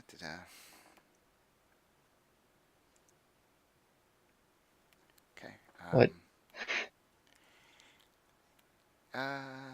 No, it's not going to stop there. I almost saw it. Yeah, so it's going to use its action to dash. Selenda. All right. So Linda is gonna try and come over, get a good look at it. Come on, why are you lagging so much? Wow, I still can't. I have no idea where it is. I'm just gonna take cover behind Harshnag, I guess. Okay. Hey, Harshnag. Reggie. And hold Firebolt again. Okay. What's Reggie doing? Reggie's gonna move up some, up here. Still don't see anything. I'll have him take a dash action to get to here. Okay. And I still don't see anything. So. Okay. Slater. Slater flutters forth. He goes there and goes, "Oh, I see it! I see it!" Points. I mean, that's we've established in fiction. That's definitely not how Slater talks, but okay. Sorry, Dude, did I O's see it. again. Dude. Dude, it's over there. Dude, what's the big bug thing? That sounds more like Slater. Sorry, Okay. Is he doing anything or is he just stopping? he's just stopping Okay. and pointing. Harshnag's turn. He's going to He's keep pointing running this way. forward. 60, 70. That's too far.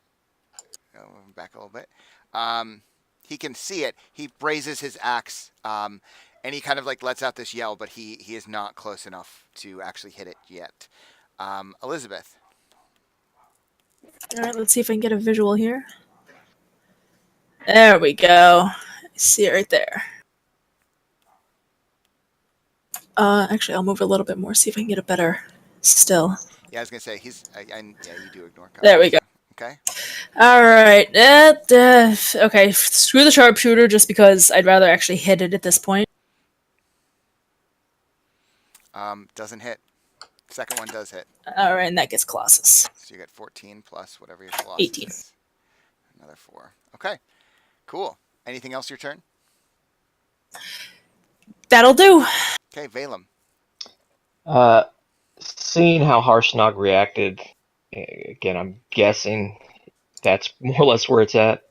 So, moving in that direction, I'm going to take dash action. Okay. To get up here, and that's going to end my turn.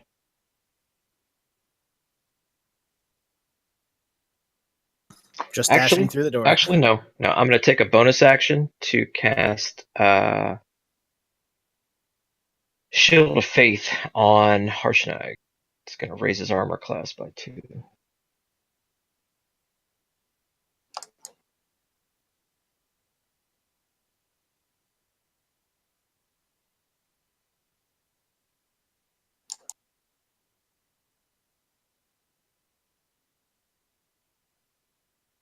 Nope, I take it back. I'm not doing Sorry. that. Shit, I was That's muted. concentration. It's concentration spell.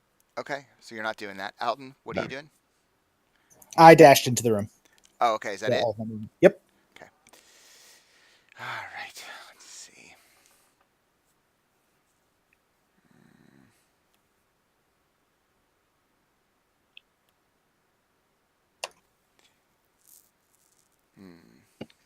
I think that the Remoraz is gonna run here, and it's gonna spar with.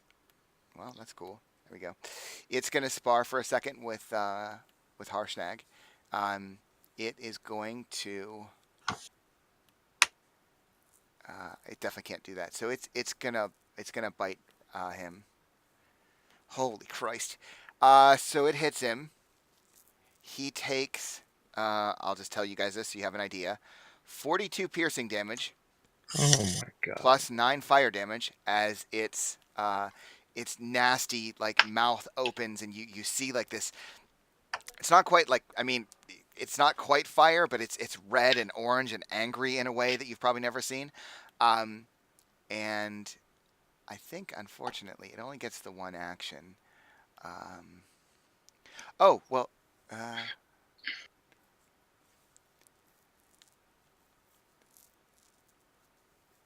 Mm, actually, they're the same size. So, sorry, I just have to have. Harshnag is going to make a strength save, which I do believe he saves. Oh God! Did it just try and swallow a It fucking it giant? tries to like put its mouth. Oh no, I'm not going to word it like that. Oh. It tries to use its strength of its jaw to hold, to kind of grapple Harshnag in place, but it seems unsuccessful. It really begins to make a strong effort, and it looks for a moment like Harshnag isn't going to be able to hold the thing off. But Harshnag sort of like flexes all of his muscles and gets pretty angry, and does manage to just barely hold the thing off. Selenda. Well, I have it in my sights now, at least. I'm going to firebolt it Okay. because I don't know that it's the fucking asshole. Roll firebolt.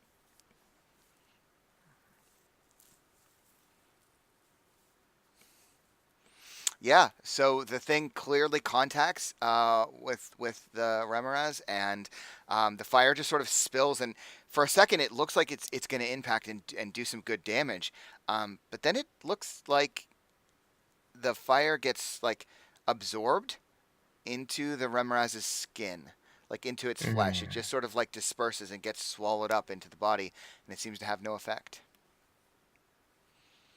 Reggie. Reggie's gonna get into this. Damn Discord. He's gonna move up there. And with the dash action, he's still only gonna be able to get to there.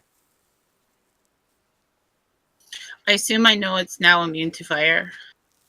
Yeah, seems like a reasonable assumption to make. That's gonna end his turn. Okay.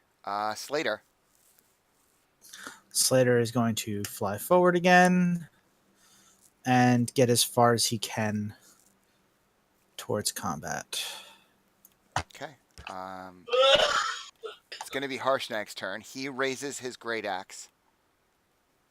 And he is going to make 2 attacks against the Remoraz. First one definitely hits. Second one definitely hits. So, like 59 damage in 2 hits against the Remoraz with his massive great axe. However, when that happens,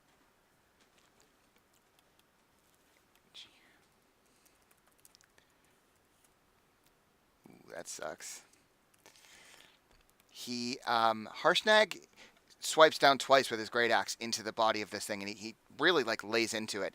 But as he does so, both times, as his axe kind of like cuts the flesh of the Remoraz, it looks like a spout of fire bursts up from the Remoraz, and it actually hits Harshnag in the face.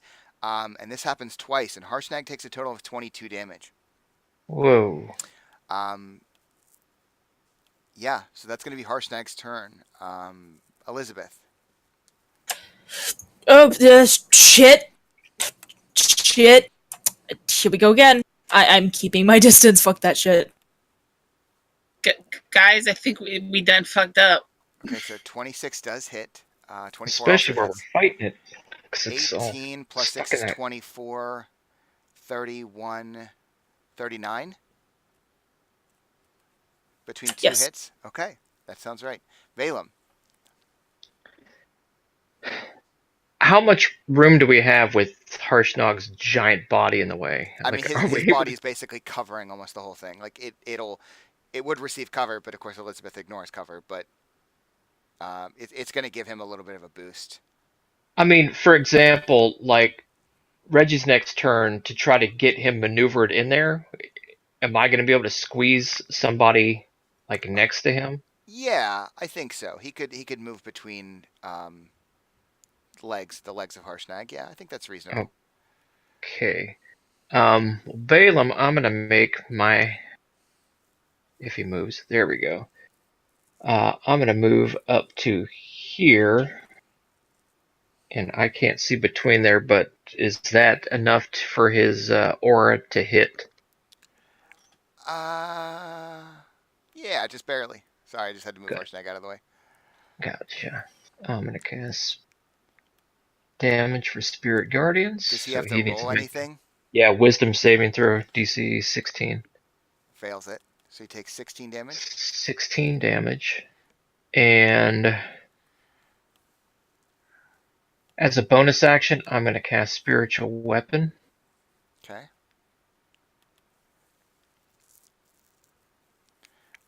18 does hit, so he takes 10 damage. And I'm going to make that show up behind him. Okay. Alton, your turn. Okay, gotta measure something. Yeah, I'm too far away, so I'm going to hide under this table Okay. simply because You I actually have the can. straightest feel. I have the straightest feel I can walk under the bench without too much problem.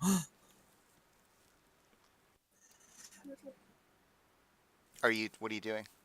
I am casting Polymorph on Slater. Okay. He is a giant ape. Okay, so you polymorph him into a giant ape.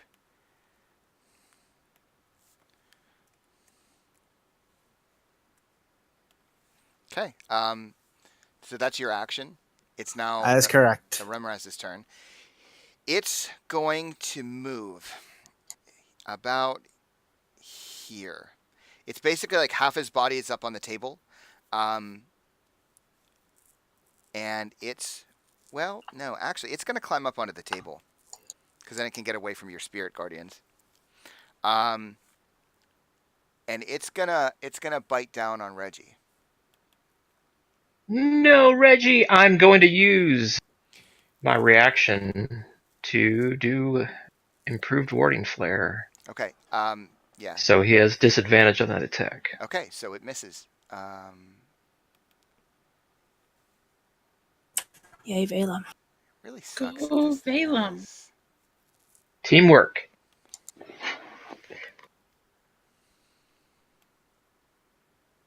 Wow, how did he roll so poorly? Jesus Christ.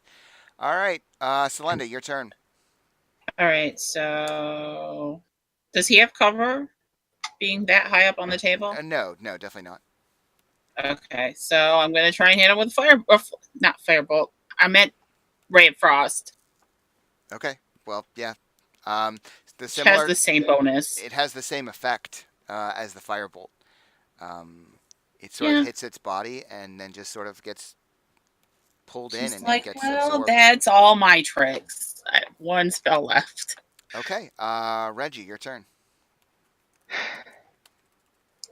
I hate to have to do this because I know he's just going to get buried in fire, I guess. But Reggie's going to make a couple of longsword attacks. Sure. Okay, roll it up.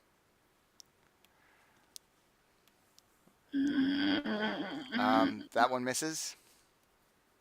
I wish That I one could hits. give him a shield. So he takes 9 damage from the attack. What else does he get? I was gonna say he can do other things if you want.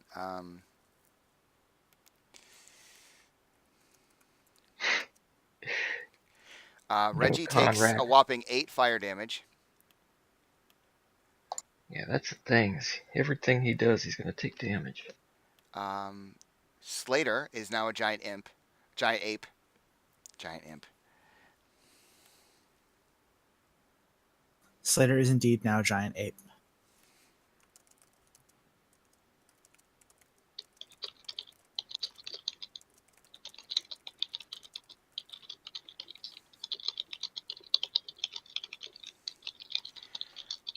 So wait, what is Slater doing? I'm looking at the giant ape now, but he is going to punch this thing. Okay.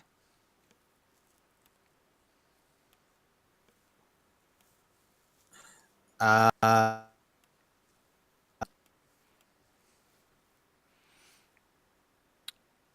What's going on? Are you okay? Like what's? Oh. I had to find it. Okay, yeah, 21 hits.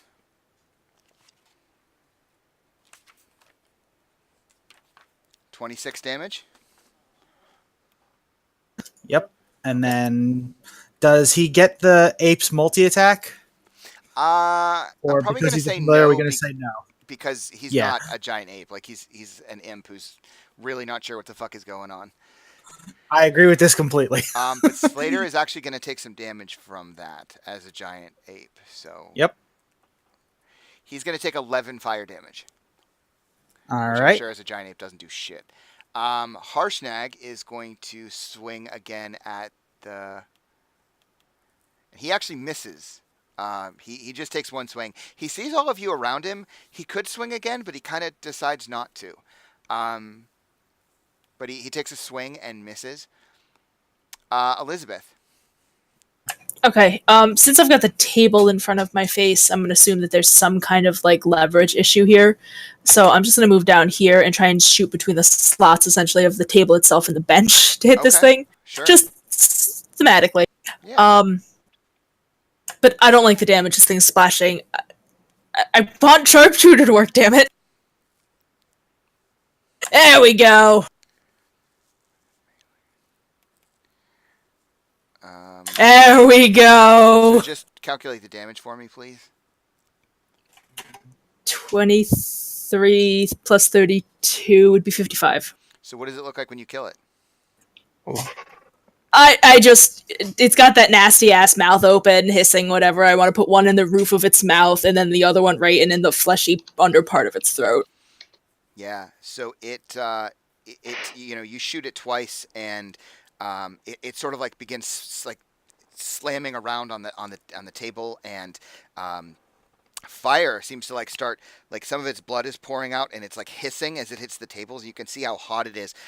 Reginald and Valem and Slater and Inform can see this happening, and it's it's screaming and there's like saliva going like on the floors and there's like smoke rising up from wherever its saliva hits, and it begins to like swipe at Reggie, and as it does so, its body just sort of collapses down and it goes limp completely on this table, and its drool is like drooling down from its mouth onto the floor, and you have killed it, unsurprisingly. It is dead. I did zero Slater ape damage roars to in it. combat, roars in triumph.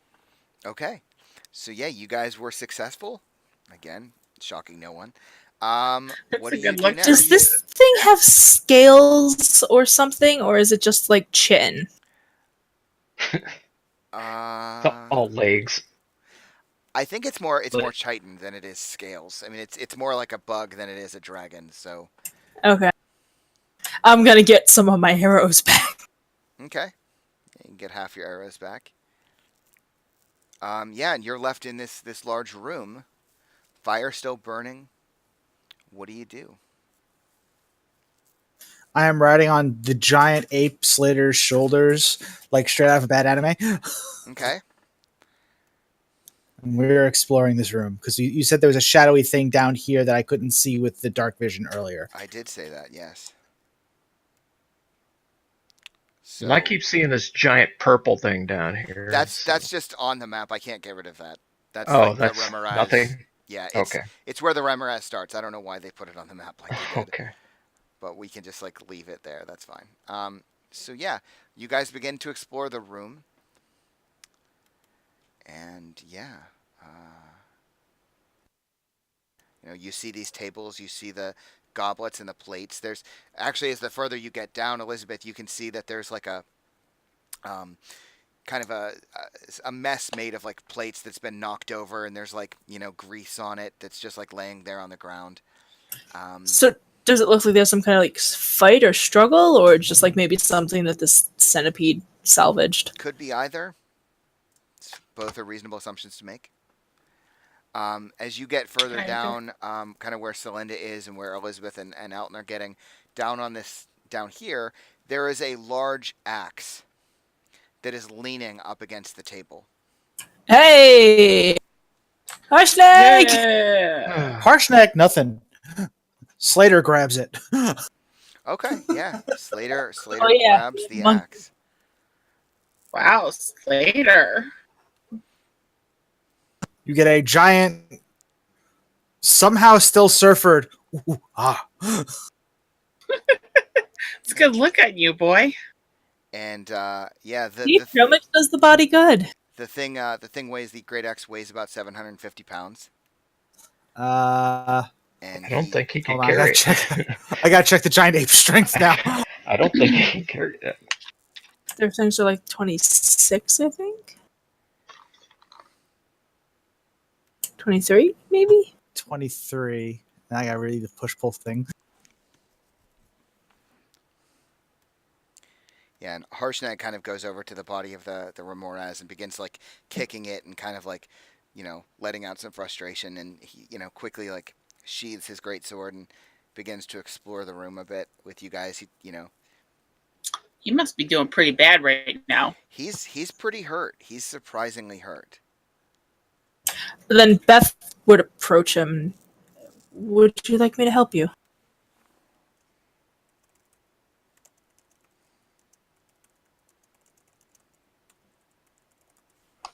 All right, so correction, sorry, my you're image asking. is You're asking. bragging. I'm sorry. If he'd let me heal him a little bit. He says, that's not necessary. I'll be fine. It's very clear he's not fine. She does an impersonation of her mother's mother look. He just says, save your strength. I think we're going to need it.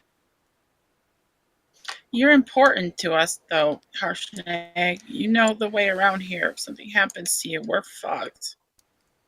Pardon my language. Yeah, he kind of like, he gives you a little like chiding look as you curse. He says, I'll be fine. And he like looks back at the Remoras and kind of gestures to it and like looks at his axe and kind of smiles a bit.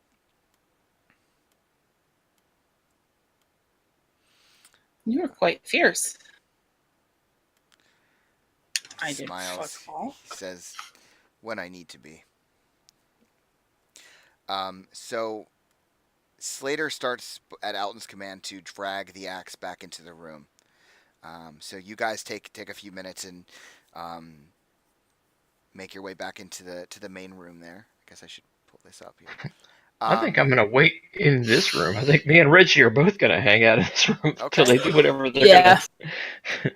Let's later go in and take care of it. He's got this. Yeah, I'm gonna stay in the doorway just Okay. in case. So- Alton, are you going in with him, or are you just sending? I'm going with him as far as the doorway so that I can see what's going on. What do you command him to do? Because there's only one statue without a weapon, I'm having him put the axe in the Frost Giant statue. I want all the statues to match before we start mucking with runes again. Okay. So he returns the axe to its proper statue, and it's easy to place. It's very obvious how the axe is supposed to be held by the statue, and he replaces it, and nothing happens. All right. In that case, how long did this take me? I've only got an hour like this. So you probably have some time left. Like, it would have been hard for him to drag the axe, so we'll say like a half an hour. I mean, it's quite a while. Just, it's awkward to drag the axe as Slater doesn't really know how to hold a weapon. It's not something he's accustomed to, Yeah, especially not as a giant ape. So seriously, he's probably kind of fascinated by the how many fingers he's got. So, um, if that didn't work, still with the axe, can Harshnag tell me which rune was the frost giant one? yeah, he'll indicate to you that it's the ice rune. All right, then I'll command. I will literally just take over Slater to make sure he gets the right rune as a giant ape, which is kind of weird in of itself. Okay, and so as a giant ape, he carries the great axe over, and he's going to touch it to the ice rune. The ice rune. Okay. And he's gonna be the only one in the room while this is going on because he's got lots of temporary HP. He can also be resummoned if he dies. That's also That too. But if I don't lose concentration, it doesn't matter. So I'm not in the room. so sure. So he goes over and touches it to the ice rune, and I need him to make a dexterity saving throw. Getting the giant ape's dexterity. That's 14 fine. I'll plus need a second 2. too. So.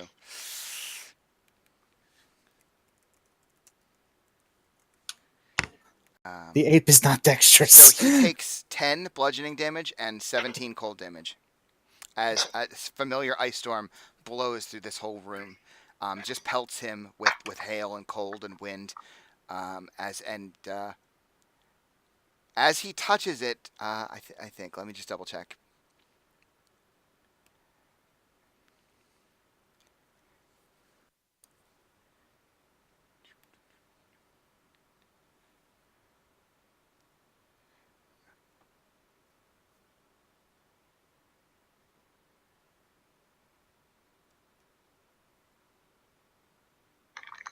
I think after he touches it, the axe returns now actually back to the giant in the top middle there. It actually returns into its hands. Okay.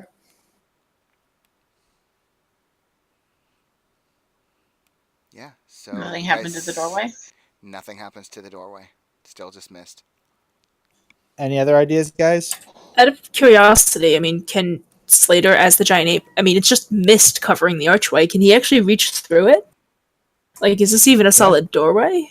And if so, what's the effect? I will have Slater poke the doorway. Okay. Yeah, his hand moves through the fog and hits a stone wall. What if he puts the fire giant's weapon on the ice rune? Opposite element. I don't think I have that much time left for him to maneuver all that. You could. I would With give this you enough being- time if you wanted to try that. Yeah, sure, absolutely. So what weapon are you using? The Fire Fire giant. Giant's Iron Greatsword to touch the Frost Rune. So you're still touching the frost rune. Yeah. That's what Celinda recommends, and she knows more about magic than I do. Another deck save. This is just Bollocks! This is just Gwen guessing. I'm not good at puzzles. So he saves. This- So he takes 6 bludgeoning and 5 frost damage as another ice storm blows through the room. Is there I some send place Slater to a put, mental apology for all this pain. Is there some place to put a weapon on the big statue? No, Does the Greatsword go back to the Fire Giant? it does. Okay. This place is gigantic, and it was obviously made for giants. Would it be safe to assume that a giant would be the one that has to do it? That is probably a very good assumption. Would Harshnag know something like that? He doesn't know. He doesn't know how this works. But are you suggesting he try that? I mean, Yeah. we still have another set of frozen doors to go through and explore. I mean, maybe more answers are there. Oh, okay. Valem, it sounds like you are having him do that. I requested of him. I'm And not. Harshnag just order sort him of to like do it, but- looks like there's a pause where he's thinking about it. He shrugs. if you think it best. And he starts to stomp off in the direction of the statue in the middle, in the top middle there. And he kind of takes a moment again to kind of bow before it and make some sort of hand gesture, as if not quite a prayer, but again, kind of a reverence thing. Excuse me. And he pulls the axe out of the hands of the giant, and he begins to. I guess I should move the tokens here. Sorry. He heads over to the archway, and he just gently and with a little bit of reluctance, like clearly he's like expecting the worst to happen. He takes the weapon and slowly, carefully place it against the ice rune. And why don't we take a break? Before he dies. Yeah. So why don't we take our break here? Let's take a 10-minute break, and we will find out what Okay. happens when we return. Alrighty. So to those people watching, thank you. I hope you'll stay with us. We'll be back in about 10 minutes, and we'll hope to see you when we come back. Great.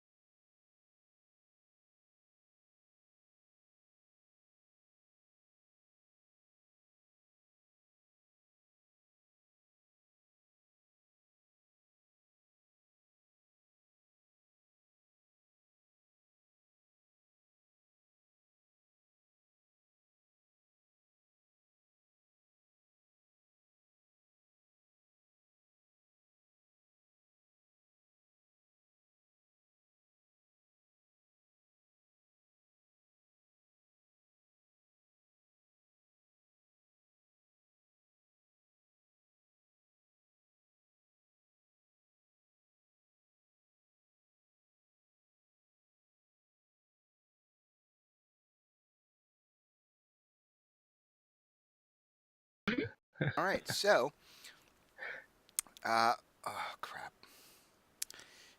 Give me a second. Sorry. There we go.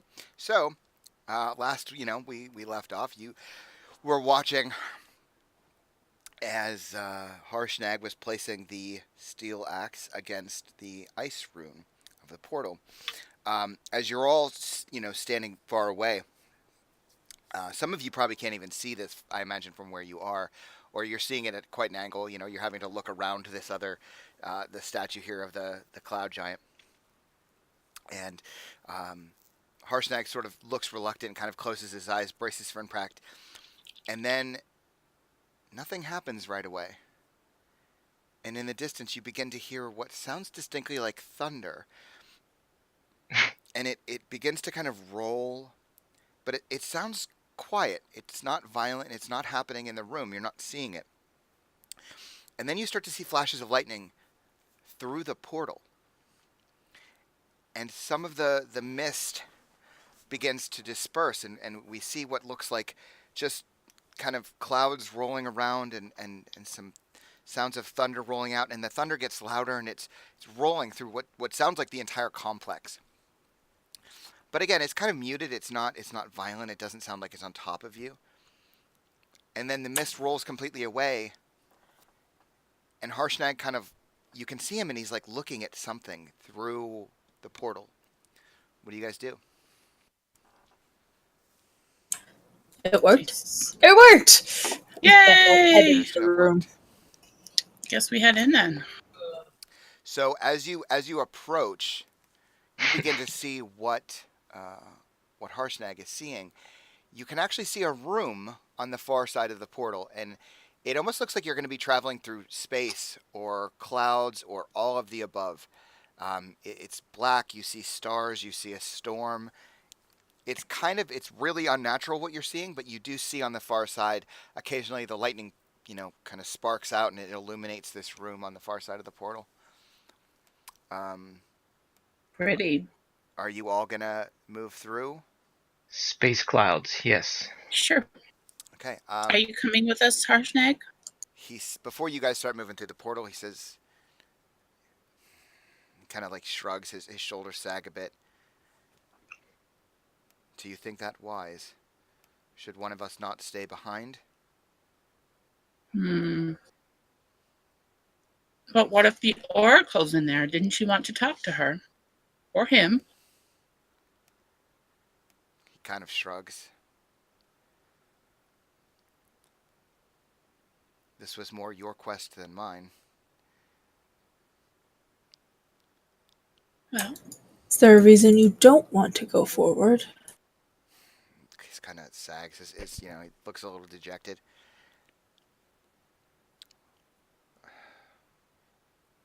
I fear this will have been for nothing. That I don't know why any of this is happening, and I'm afraid that the answer you receive will be unsatisfactory. I pat him on the probably ankle, considering. Well, if you ever decide to come back, now you know how to open the door. Yeah, he kind of like nods a little.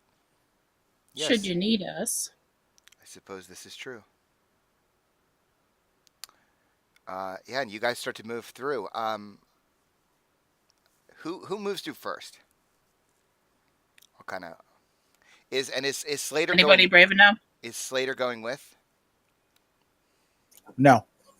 No, he's gonna Syl's stay. brave. She'll go through. She thinks it's cool. Okay. Hold on, I have to make this a little bigger here. Slater's actually getting unsummoned. We should all hold hands Temporarily. and walk in together. So Selenda goes through first, and she disappears. You don't see her like walk in and then walk through the storm. She just sort of vanishes, and Selenda, you reappear on the far side. And then I assume everyone else is. Is anyone else like reluctantly staying behind that I need to know about? Nope. Nope. Okay. And you guys all, pass through. And let me describe the room you walk into. You are now standing in a hexagonal chamber whose walls rise 50 feet before tapering to a 90-foot high apex. Standing in each corner of the room is a life-size statue of a giant holding up a heavy iron lantern with one raised arm. Each type of giant here is represented. A cold, magical light radiates from each lantern, illuminating a giant corpse that is lying on the floor beneath a shroud of frost in the middle of the room. The corpse looks like it's been here for some time, preserved by the cold. Next to the body rests a giant-sized, frost-covered morning star. So what are you doing? So if we go in the middle, we're gonna die like this giant. Does the corpse have any like clear signs of murder? Is there a big gash? Is there a pool of blood? Anything like that? Why don't you give me a perception check? Yeah, a crit'll do it. You do actually see what look like signs of murder. I'm Yeah. not a particularly holy man, and even I wouldn't murder people in a temple. Can we tell which statue is which as far as Yes. So, top left is a hill giant. Top middle is stone. Top right is frost. Continuing in a clockwise fashion. Bottom right is fire. Bottom middle is cloud. Bottom left is storm. Since we used the frost giant to get in, maybe this has something to do with And it. as you guys are, and you're circling around the room. Sorry, I'm gonna have to swap my stuff here. There is a thin layer of frost that covers this entire room. There is actually around the whole room, around where the giants are, the statues, there is a mithril inlaid circle. And in the middle, there is another rune that you've never seen. It is not on the other runes on the archway. Who can read Dwarvish script? Like the language? Dwarvish? Yes. Me! Because he trained me! Okay. Thank you, Sven! Reggie can read Dwarvish. I think I can as well. So, Yeah, I can as well. A lot of us that can. So, yeah, this rune is almost as big as the entire circle. The giant corpse is basically laying on top of it. But written in a kind of circular fashion in a Dwarvish script is...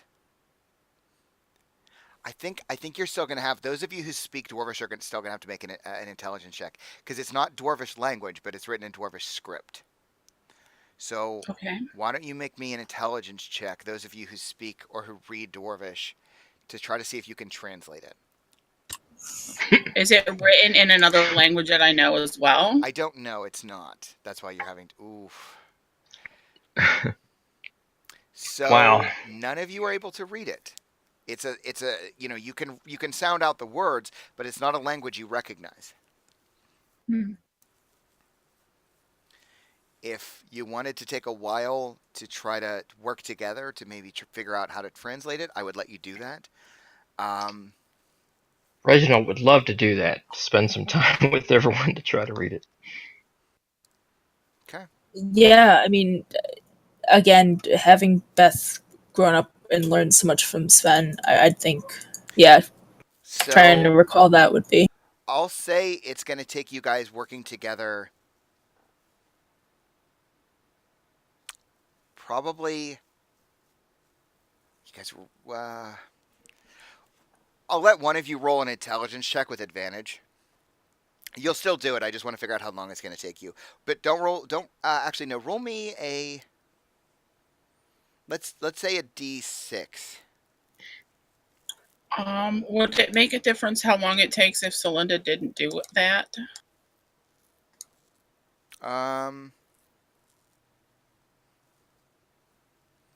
Celinda wants to investigate the corpse. No. Yeah, no, it won't like hinder them. So, Elizabeth, why don't you roll me a d6? Okay. Okay. So it'll take you about 30 minutes working with Reginald to try to figure out some workable translation that makes any semblance of sense. While they're doing that, Still's going to step into the circle beside the corpse. Okay. So when you do that, something happens. Da-da-da. Okay. Please don't kill me. A ghost I'd be worth it, but pours forth from the body of the giant. Whoa! It's a giant's corpse. It stands very tall. Excuse me. well, hello. And the ghost speaks. He says, "Hello. Who are you?" I'm Celinda Icewing, and these are my friends. Why have you come here? I came to speak to the Oracle. Are you the Oracle? No. What do you wish to speak to the Oracle about? About the ordning. Well, if you just stand here and ask your questions, and it like gestures to the writing, down below, and the ring that you were trying to translate says, "Speak your questions. You will receive answers." It's not going to kill us. They didn't kill you, did they? No. Can I insight check? Yeah, you can. Doesn't read like a lie necessarily. Okay.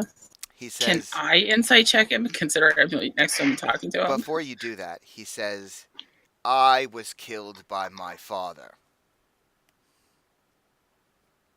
Oh. That wasn't very nice of him. Yes, well, the gods were not nice to him, and he took it out on me. Well, that's I mean, horrible. Was there a reason it was done here? My father came to find out how he could gain the opportunity to win the respect of the gods and bring glory to our race. The gods told him he could never impress them enough to earn their favor. The gods wished me to step out from the shadow of my father. He decided, my father, that this wasn't a good answer, and we began to fight. He slew me here, and he like gestures down to the body and the frozen blood that splatters the floor.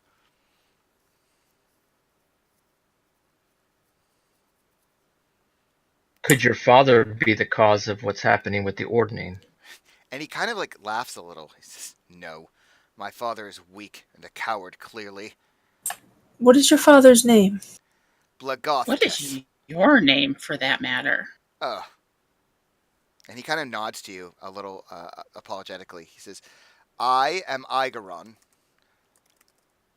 My Well, it's father nice to meet you, Ikeron. is Blagothkus."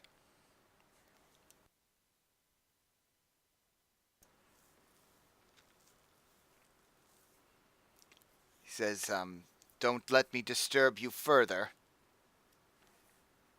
Kind of like gestures at the statues around the room. And what do you do? Do I know anything about ghosts? What specifically is it you're trying to ascertain? Like what would make a ghost? Why would he be here? Why wouldn't he just move on?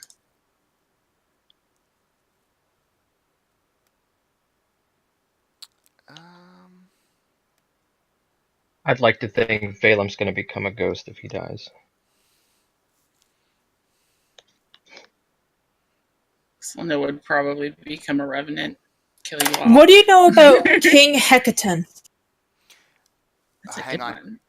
because this matters. You are inside the circle when you say that, Elizabeth. I'm sorry? You are inside the circle from where I can see you on the map. So, Okay. state your question one more time, please. What do you know about King Hecaton?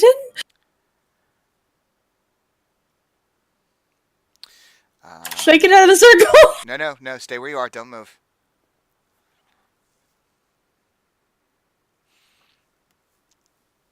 I have a list. Give me a second. Of course, that's not really a question on the list. Okay, so you say what do you know about him? Yes. I ask. Yes, he says Hecaton. No, a voice. I'm sorry, a voice booms from nowhere and everywhere all simultaneously, and it speaks in a language that some of you understand, some of you do not. Elizabeth, you do recognize it because it's speaking in Giant. Okay. And the voice says, "He was misled by his eldest daughters, Mirren and Nim, who covet his throne." And Spell those for me. as that happens, something happens. Give me a second. The one of the lantern held by the stone giant, the lantern extinguishes. Yes, the response is in Giant. If you don't speak it, you do not understand what was just said. I will repeat this in comment for everybody else. That King Hecaton it was misled by his daughters Miriam and Nim, who covet his throne, like just word for word. And then we saw the lantern go out Then afterward. the lantern extinguished, yes. So I'm guessing we have a limited number of questions. I think Yeah. we need to be. That we need was to a be good careful what question, we though, ask. thankfully. Okay, so don't speak a question if you're standing inside the circle. I would like to test something. I'm going to slowly go to each member of the group telepathically. This way, there's no way I can out loud ask the question. Do we want to ask how to fix the ordning to each person? How do we want to phrase that question? We could Yeah. find out where. Well, wait, hang on. So are you? I'm gonna get out of the circle. I was gonna say, wait, Alton, are you in the circle or not? If you can give me a clear marker where the circle is, I should be outside of it. But I didn't even want to worry about draw it. a circle from each of the giants to the next. That's Yeah, kind of, I should be outside of it. But okay. just in case, I'm still doing it sure. telepathically. Yeah. Okay. Seeing that Beth speaks giant, she will remain in the circle. Okay. Sorry, you can continue. I just had to clarify that. So yeah, now that I'm outside of the circle, I say that yes, I think finding out what would resolve the ordning would be a good question. I'm going to respond to Elton telepathically. I'd rather know where to find this Hecaton.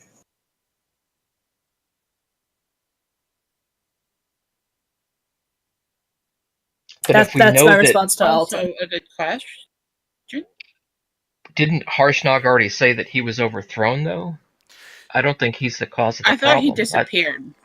I think it's this Mirren and Nim. No, the notes that we have is the storm giant who's gone mad, causing the ordning to be broken. Which, as far as I know, the ordning is just the hierarchy. Hmm.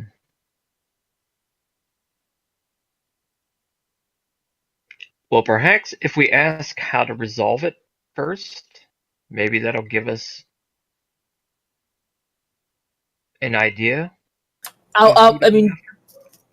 Beth will look around for everybody's agreement before she asks that question. I can't think of a better question to ask given what we're trying to do. Yeah, Yeah. I really like that. Agreed. So Okay. Why don't you like state your question for me clearly? Yeah, absolutely. How can we resolve the broken ordning?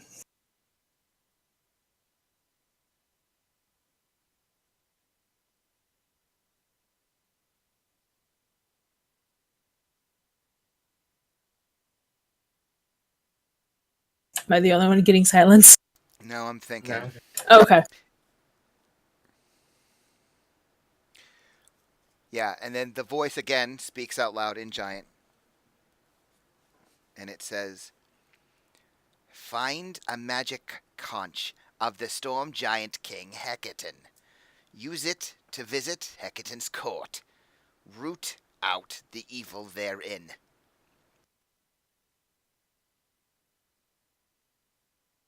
Sorry, can you repeat that? I'm trying to take notes. Find a magic conch of the storm giant king Hecaton. Use it to visit Hecaton's court. Root out the evil therein. Again, from the giant translation, Beth will speak this. How does the conch let us visit the giants? More importantly, It Or where says can we it's get magic. one? that's the one. Where can we find one? If we need to find one, where can we get one? Yes. I think it's it. Well- It said of Hecaton. I think it's an it, not one. Well, first of all, does any of the other lanterns go out? Yes, another lantern just pops. It just extinguishes. Okay, so again, Beth is going to just be looking at everybody else for these because again, she's afraid to even question you guys while standing in this circle to avoid wasting. Is that what we're agreed upon then? Where we can find the conch. If that's what we need to resolve it, then we need to know where we can find it. All right, so Agreed. then Beth will turn. Where can we find this magic conch of the storm giant king Hecaton? And again, it responds in giant. "In the clutches of a giant lord."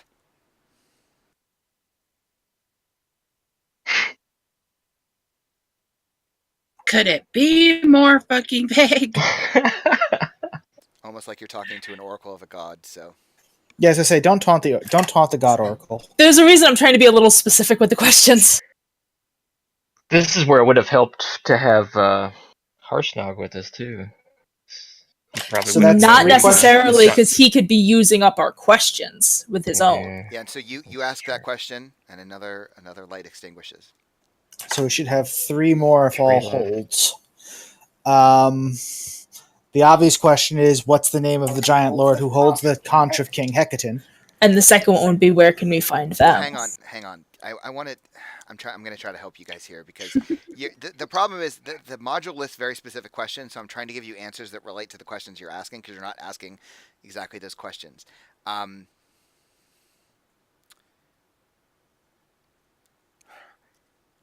don't know if I should just. I feel like I should just give you this because otherwise I feel like you're gonna waste your questions, and that's a dick move from me as a DM.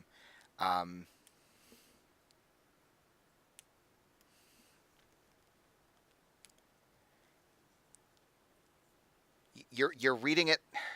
Your interpretation is slightly off here. I'm just gonna tell you. There's more than one giant lord. It's not just one conch necessarily.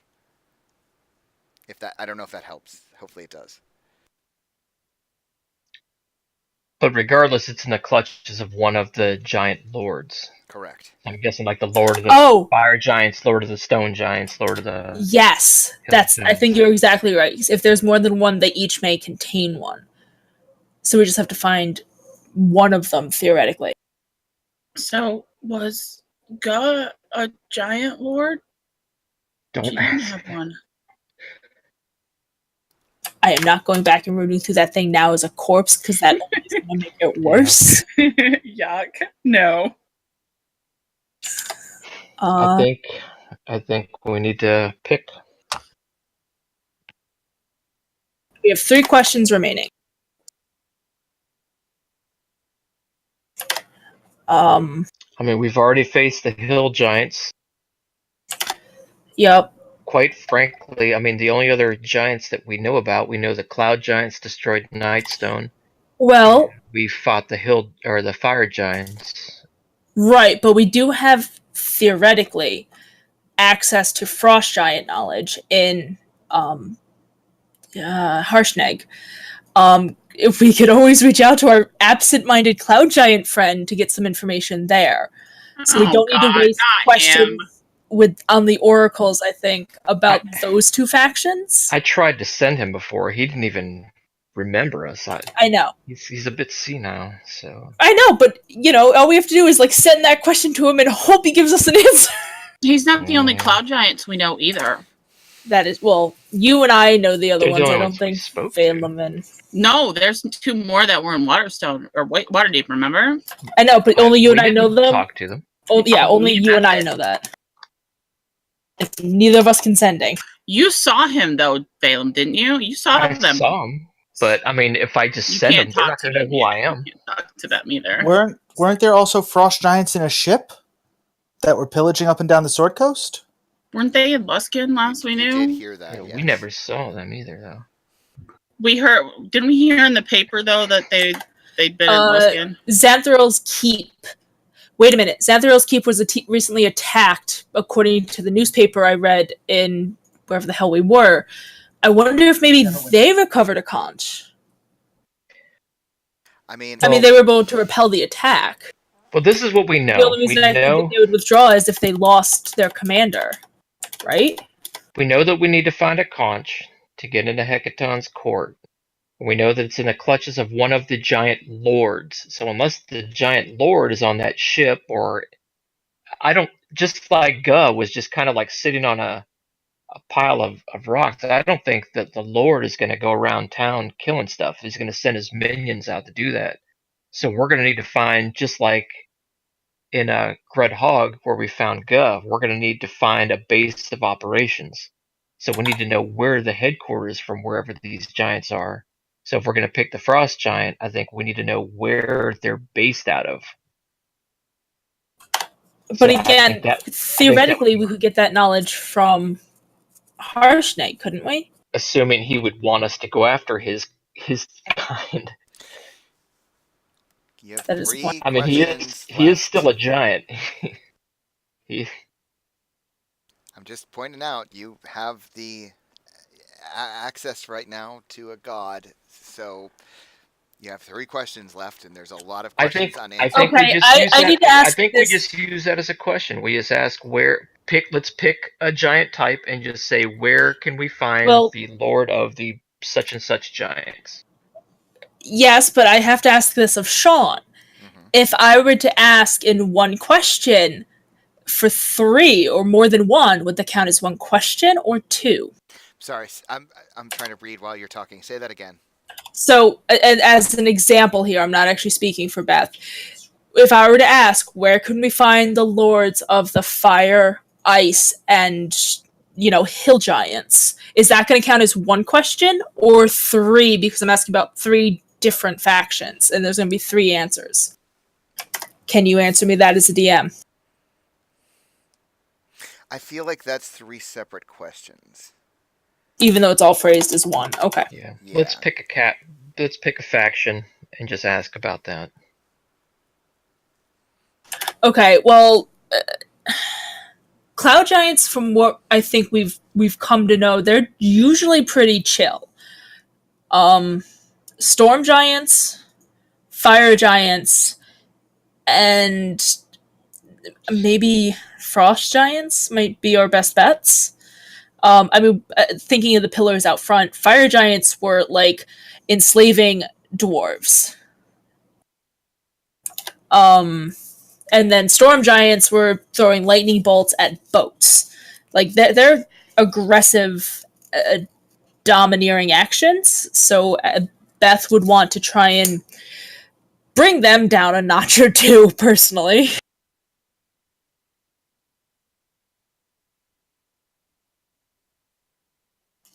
I've got no problem picking one and going for it. Again, narrowing our field of our questions is it can't. Getting vague answers is going to hurt a lot more than not getting enough answers. The Do we only wanna thing, just draw straws to determine that, or do we want to just pick? well, the big risk that we're running here is if we ask about one certain type, and we find out that they're over in East Bumblefuck while we're in North Bumblefuck. That's a lot of time to get there. Not really. Well, I mean, we can Assuming ask. there's a teleportation circle we can use, you know. Where can we find the closest giant lord You are brilliant. That has a conch. that has a conch? Perfect. Yes. Perfect wording. Where can we find the closest giant lord that has a Yep. conch? So Beth will turn to the oracles. Where can we find the closest giant lord that has a conch of the Storm King Hecatan? Okay. The voice booms out yet again in giant.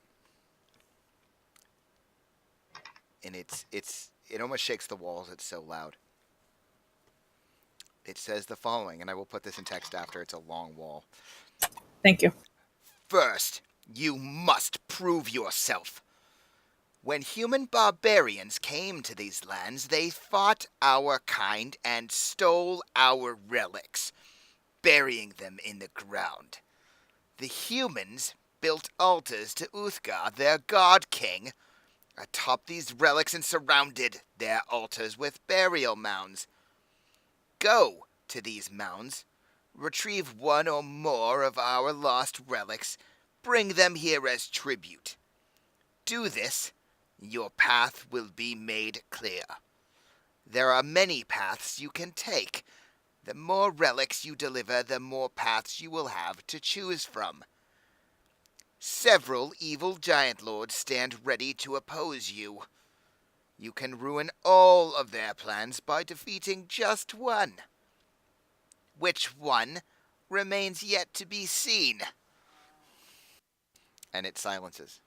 So we don't even get to choose. You do. You do get to choose. Just not yet. Okay, and you said you're going to put that in text for me to. Sorry, I'm muting and unmuting myself. Yes. This might be too long. I'm not sure. There we go. Okay, cool.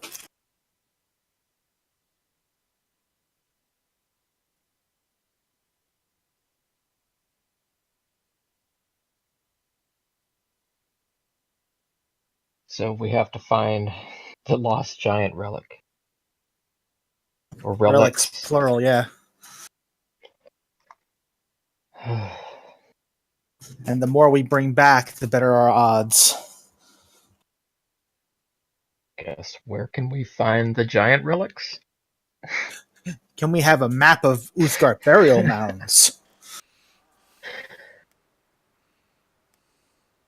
that contain giant relics? Is Sansuri a giant lord? Who's Sansuri? Countess Sansuri, the cloud giants in Waterdeep, warned us about her.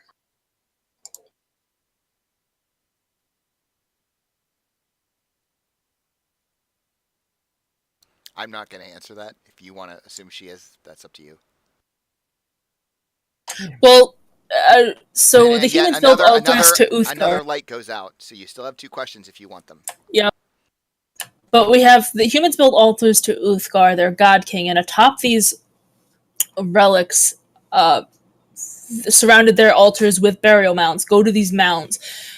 Can anybody, not Beth, do a history check to see what they know about this Uthgar, or a religion check to see if we know anything as it is now? Especially Reggie having to be a seasoned traveler, maybe.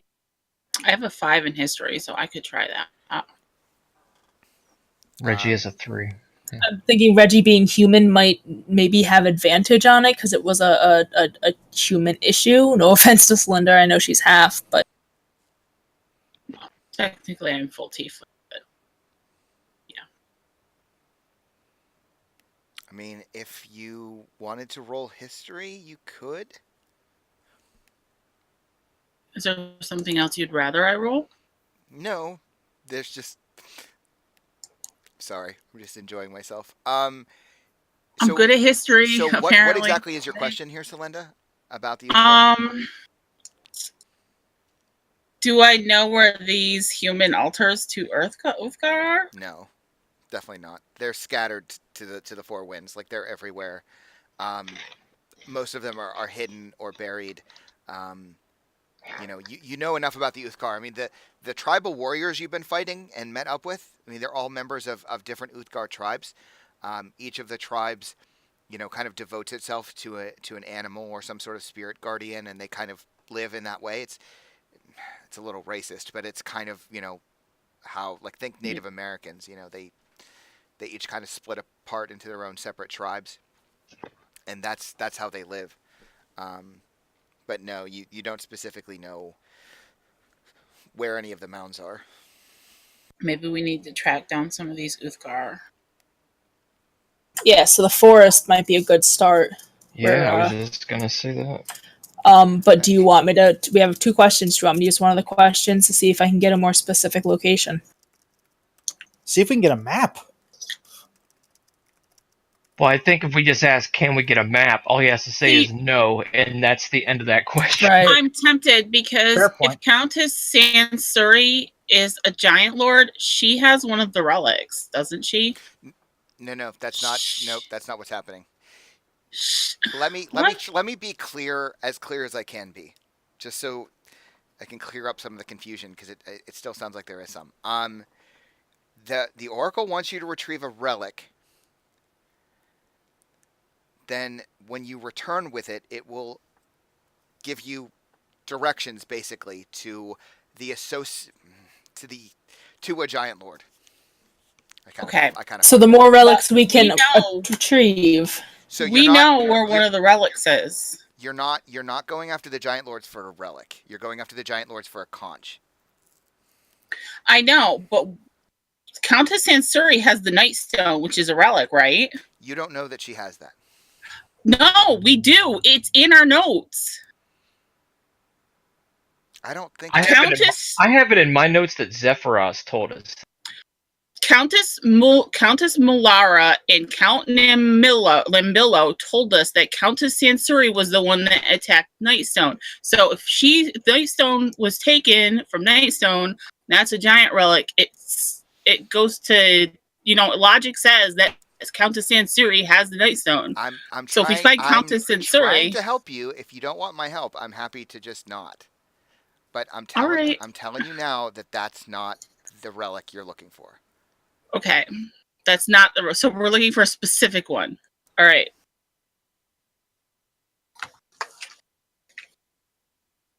Okay, so we need Uthgar burial mounds. I think the next question is just to find one of the relics. If we bring one of the relics back, he said it's going to open something up. So if we just bring one back, we may not have our pick as far as what giant we go after, but whatever relic we bring back. So again, to save time, similar to the question we just asked, maybe we ask, where can we find the closest burial giant relic? Or yeah.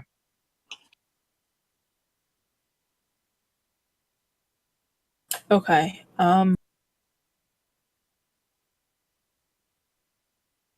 Sorry, trying to think of wording.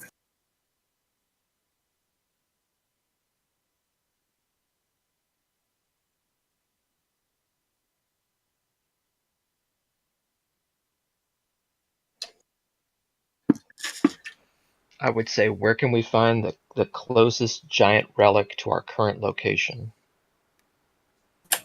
It's more because I want to make sure that they don't. I'd like to say, and Sean, you can tell me I'm wrong in this, but Beth has seen enough of the political circle talk that happens that she's trying to be very careful to make sure the oracles can't do that here. That's why she's trying to be very specific in the wording of her questions. Fair. I mean, and I will remind you that you're speaking basically to a god who doesn't perceive the world like you do.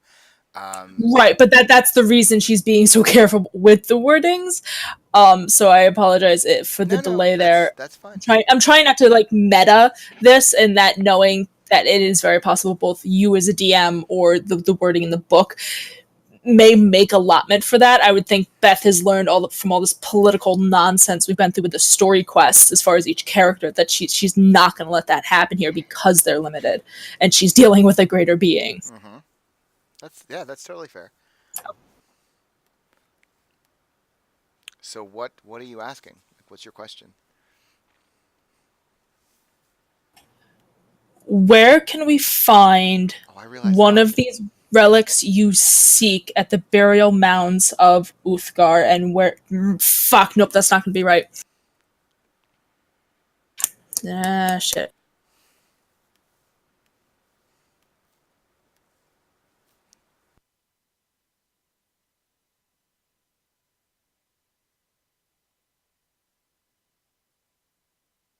Where Why can the we find fuck? the closest lost giant relic Where they're searching for? where is the nearest Uthgar burial mound that contains a giant relic? Thank you. Great. Okay. Where is the closest Uthgar burial mound that contains one of the giant relics?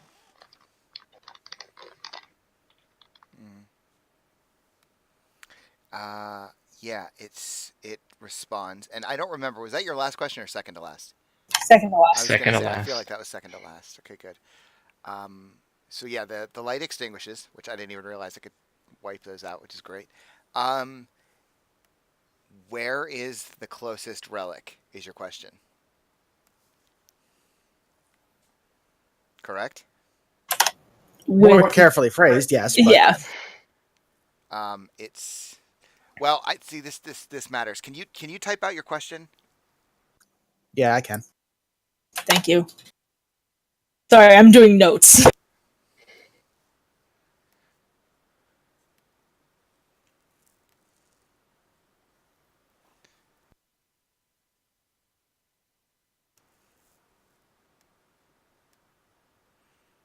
Are you? Oh, okay.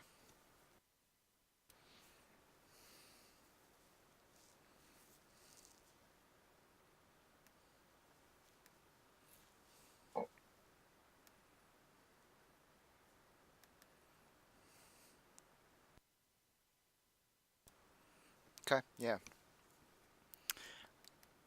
I feel like the answer is just.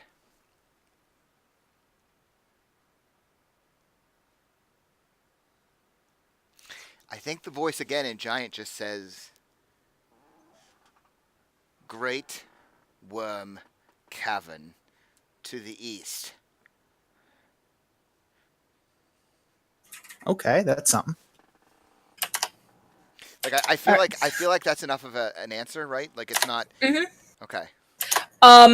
Just for my clarification, worm or worm? Yeah. W-Y or W-O? Yeah. I guess that matters, but it's just the boring kind.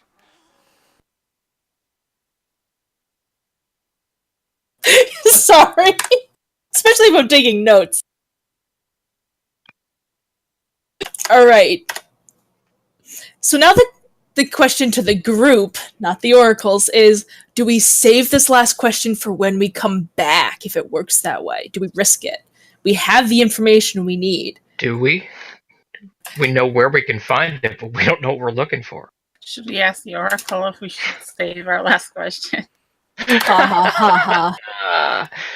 No, really, I know we know where we're going, but we don't know what we're looking for. I have a feeling it would stand out. I mean, to an extent. I mean, If nothing else, the size should stand out.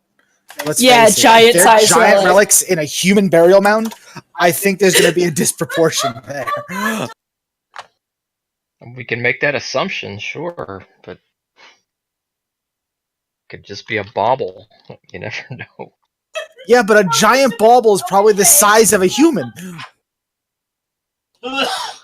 Also, we apparently killed Mel. Why is she okay? Like what is going on? I don't know. Okay, fair enough. My brain. Yeah. I just think it's a big assumption. I don't know. One, probably. Two, that was an awful pun. I'm okay. I'm sorry. Okay. So yeah. What? Sorry. What are you doing?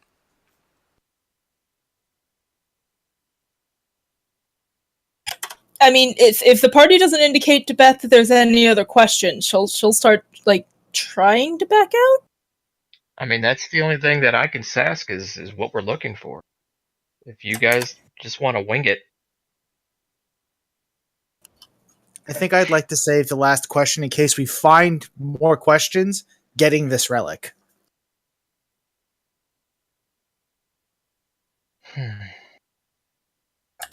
I mean, for all we know, we could come back and have Celinda stand in the circle and she gets 6 questions too. Like, I mean, since I'm the only one here standing asking, I mean, we could risk that it works that way and, just get the specifics now.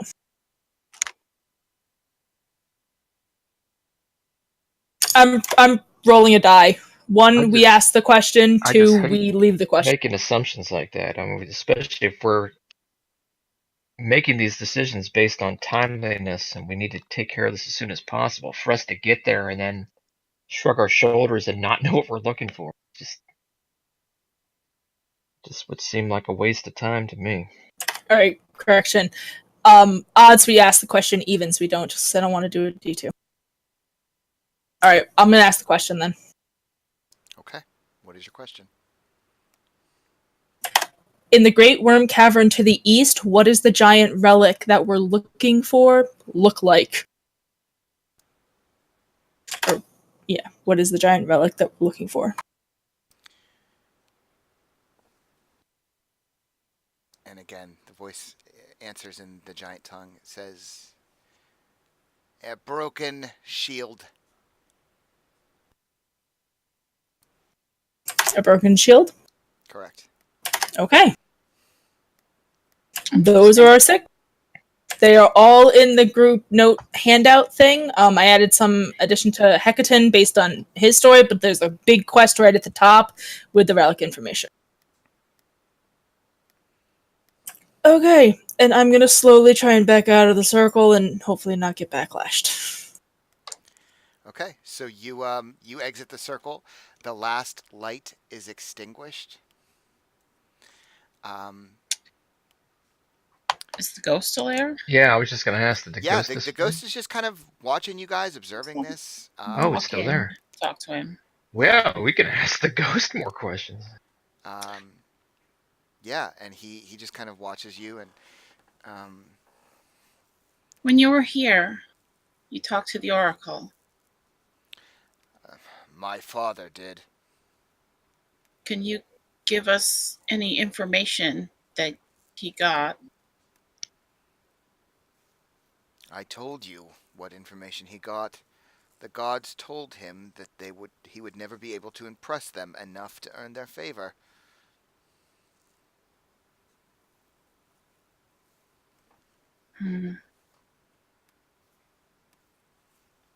Is there anything we can do to rest your spirit? Yes. He nods. He says,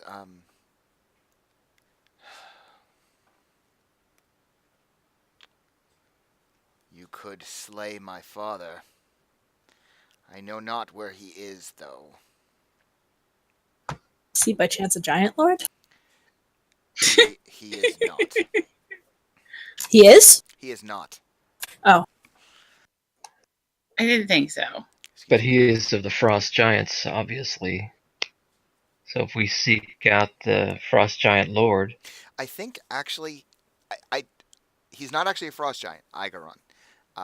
He was covered in frost because this place is cold. Oh. I believe he's actually a cloud giant. Let me just double check that, though. It should say, doesn't it?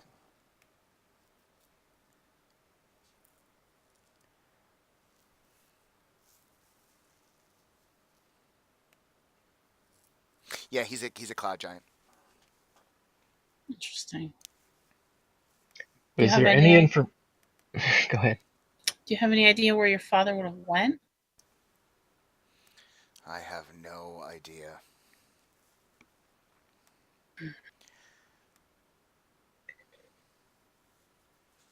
Well, we are on our way to prevent any further destruction from the giants, the breaking of the ordning.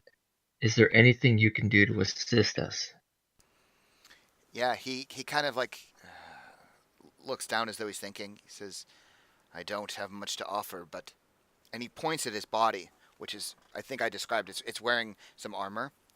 He says, "I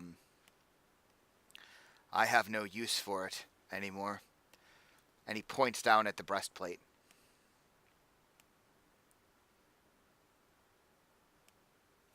He says, "It may not be much, but it is all I can offer." It looks big. Looks like it's giant-sized. Yes. I don't think we have anybody that will fit into that, but thank you.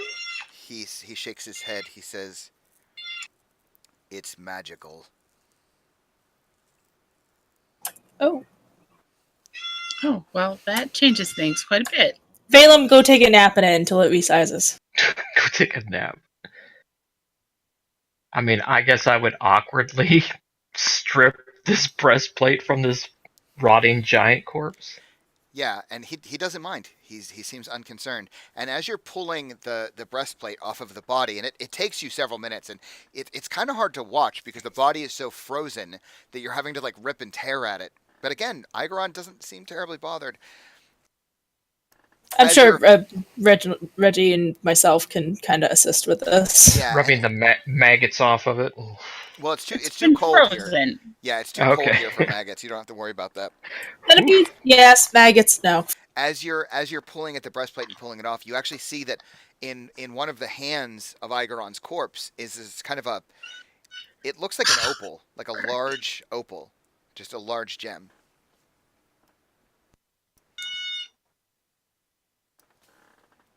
What's the shiny thing? I guess looking at the giant, I kind of take the opal out of his hand. Yeah, and he kind of like chuckles a little. He said, "Oh, I almost forgot about that." He says, "Take that too. It's good. Should keep you warm on a cold night." What does it do exactly? Many things. I didn't have it for long. You could. Well, thank you. Yeah. Okay. So you got a breastplate and an opal. Slinda will give him a curtsy. Yeah, and he gives you a bow. He says, "Should you ever return, I'm sure I'll see you again." Hopefully, if we return, we'll have some news for you. Again, he just kind of nods his head. And I think like he'll take the opportunity to just sort of like basically kind of melt back into his corpse. I was gonna ask him if he wanted us to bury him, but Oh, he says, no. He would actually say no. He would say, "I am in the temple of my gods. A more perfect burial could not be found." I appreciate the thought, though. I respect that. I'm gonna Well? take the rune if nobody else is interested. Take the rune? The rune, yeah, the opal. Oh, yeah. You're It's probably not gonna be really- the best to figure out what it does or anything. Ow. Okay, so all the lights are extinguished. The room is dark. What are you guys doing? Igor Well, I has think- returned to his slumber. I think we have our mission ahead Next of us. quest, yes. Yeah, can we get out? Yeah. So here, Oh. so what happens here is the you've been in this room now for very close to an hour. I mean, it's taken you a long time to discuss the questions you're asking and to find the wording and to talk to Igaron and to do all that stuff. And so you're kind of hitting that mark, and you start to see from your side that as you're heading toward the portal, the clouds seem to be receding and a mist is beginning to fill the doorway, to fill the portal again. Like the thunder Oh, no. is Can beginning. Beth try and dive through? Run through. Yeah. Okay, so you all just like dive through, Yeah. and as you do so, I think Selenda, you were having a conversation with Igaron. You're the last to get out, and as you do so, like you pop out right on the other side, and as you look back to, Selenda like pops out right as the mist is almost completely collapsed back into the portal, and you can no longer see the room, and Wow. Harshnag is actually like basically just he's sitting in front of the statue over here, and he's replaced the weapon. The weapon actually replaced itself, like it's back in the statue's hands, and Harshnag is just sitting, kind of again not quite in prayer, but in some sort of reverence to the large giant. and he kind of hears you guys like pop out and land on the other side. He turns back. Oh, welcome back. You bring good news, I hope. And then he Well, calls. We have a destination. stupid bird. He says, Yeah, we "Oh, do. where are you heading?"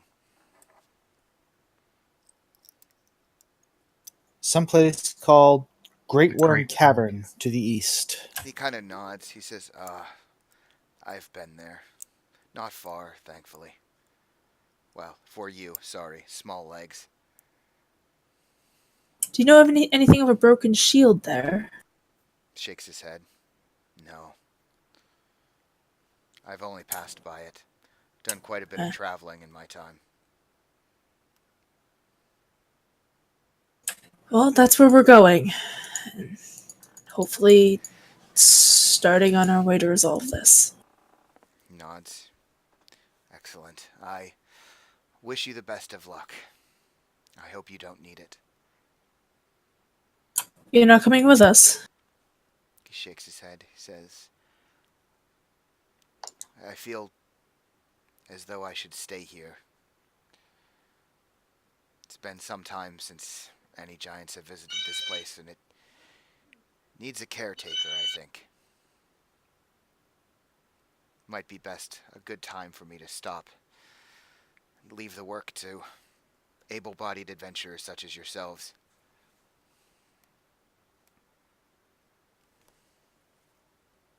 Okay.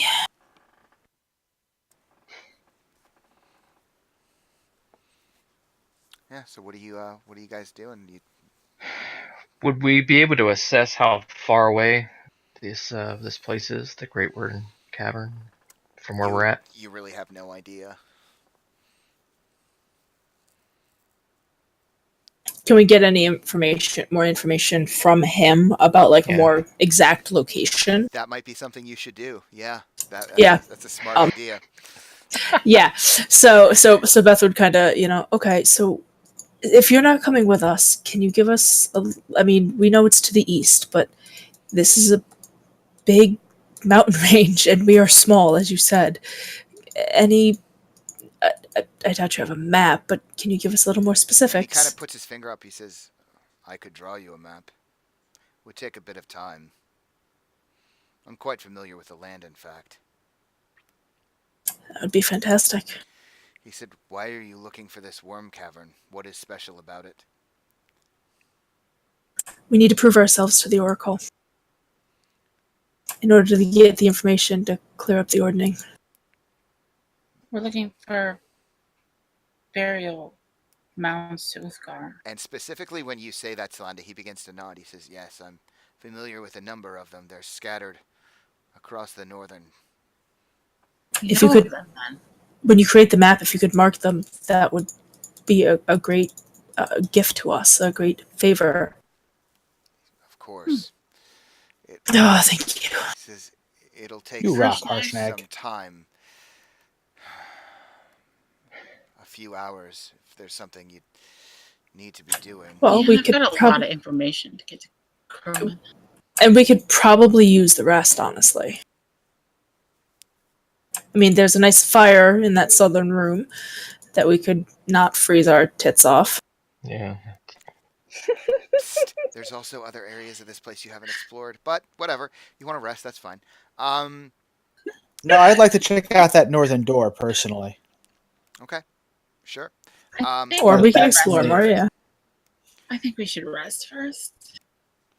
So I think, well, it is frosted over, right? You said the north door was frosted over as well, not just the south doors, right? correct.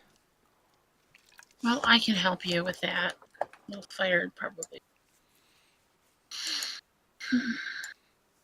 Okay, so he'll pull out some supplies, Harshnag, and he will begin to sketch out a map for you. I guess I can close some of this stuff. And so is anybody actually resting? Like who's resting? Well, I'm not thinking like a short rest. Maybe since this is kind of like the last, I don't know, indoor location we're gonna have before traveling to this cave. Maybe we get an overnight sleep, we take a long rest here. I mean, we have to come back anyway, and we can explore the temple more then if we're inclined to do so. I mean, we're really. Some of you guys are real messed up.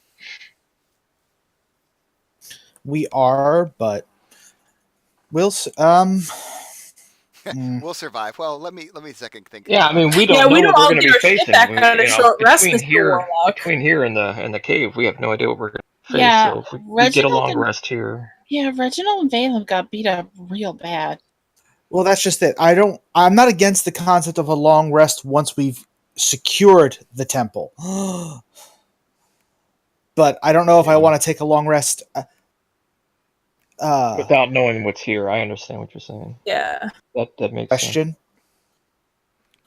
Did we ever figure out how that Ramirez got in here? How the what? How The did that big centipede centipede thing? bug. How did it get in here? We don't know, but we can assume that the frosted doors were to seal it where it was. Maybe.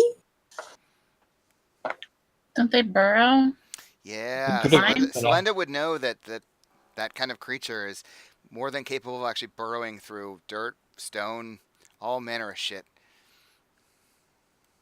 Yeah, they can get in pretty much anywhere. It's not a There problem might for be a them. tunnel underneath there as well.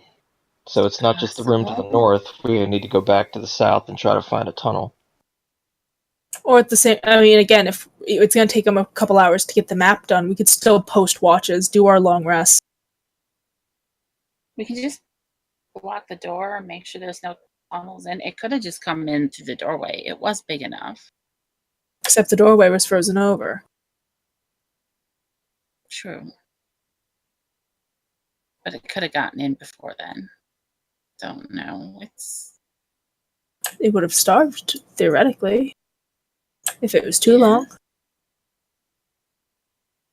I don't know. If I recall, at the beginning of this temple, we saw no recent signs of footsteps except for the humanoids we followed in. Correct? That's what I recall. Correct. Yes. Yeah. I was muted. So if something had sealed that in there a long time ago, last giant activity, theoretically, I think the creature would have starved. So it might be safe to assume that it did burrow its way in. True. Do I know whether these things tend to travel in groups? It depends on the age of the remoras. The older ones tend to break off on their own. Younger ones tend to stay together until they're old enough to kind of hack it on their own, as it were. And did that one seem like an adult? That was a fully grown remoras. Okay, so I mean, I could just tell them that Mhm. they're normally not groups. If there's one here, there's probably not another one unless it had a baby.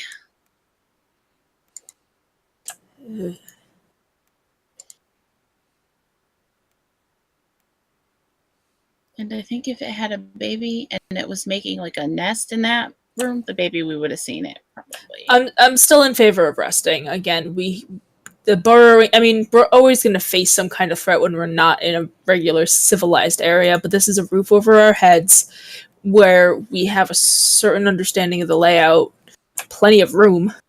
Nothing's going to sneak up on us if we're in the right place. I agree. All right. What? Hi. All right. So what are you doing? You're all resting? I agree with the rest, and then when we wake up, maybe we. Mhm. Do you want to clear out the rest of the temple, or do you just want to head to the cave? But I agree with the rest. Honestly, I don't see what is the point of the clearing the rest of the temple out. Yeah, I don't see the point in that. I mean, we're not.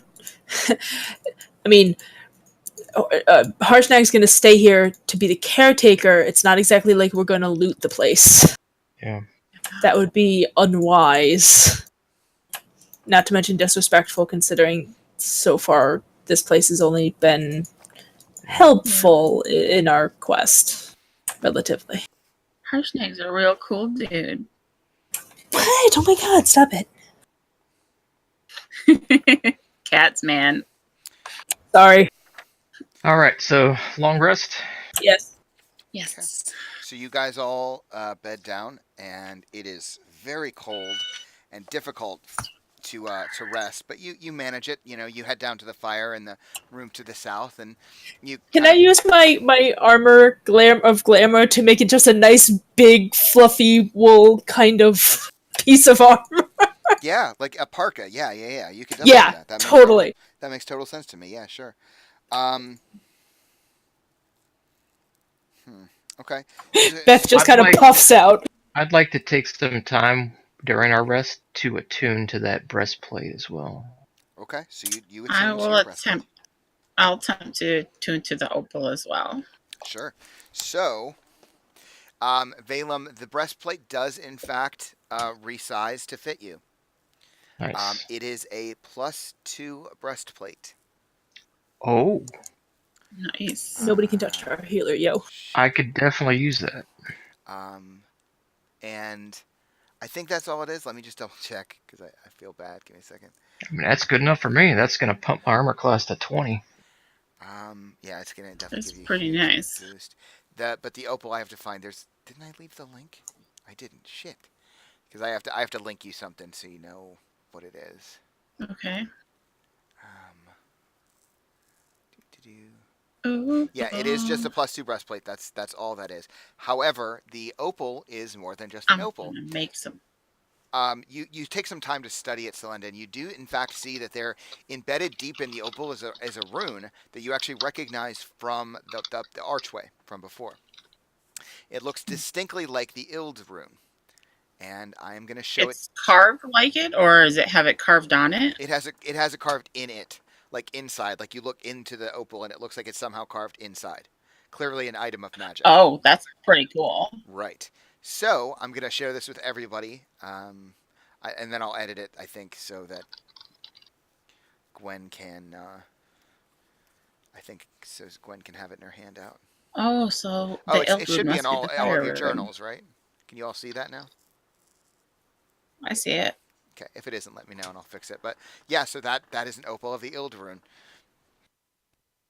Nice. Yeah, and Valem, you the breastplate resizes to fit you, and it's a +2 breastplate. Oh, you can extinguish any open flames within 10 feet of you. Nice. Wow, that's nice. I can ignite objects within 10 feet of me. Or you can use it to enchant armor for fire resistance. Yeah, I really. But I'm pretty sure that destroys. You can do it. that anyway. Yes, I know. Okay. Yeah, that destroys. I actually.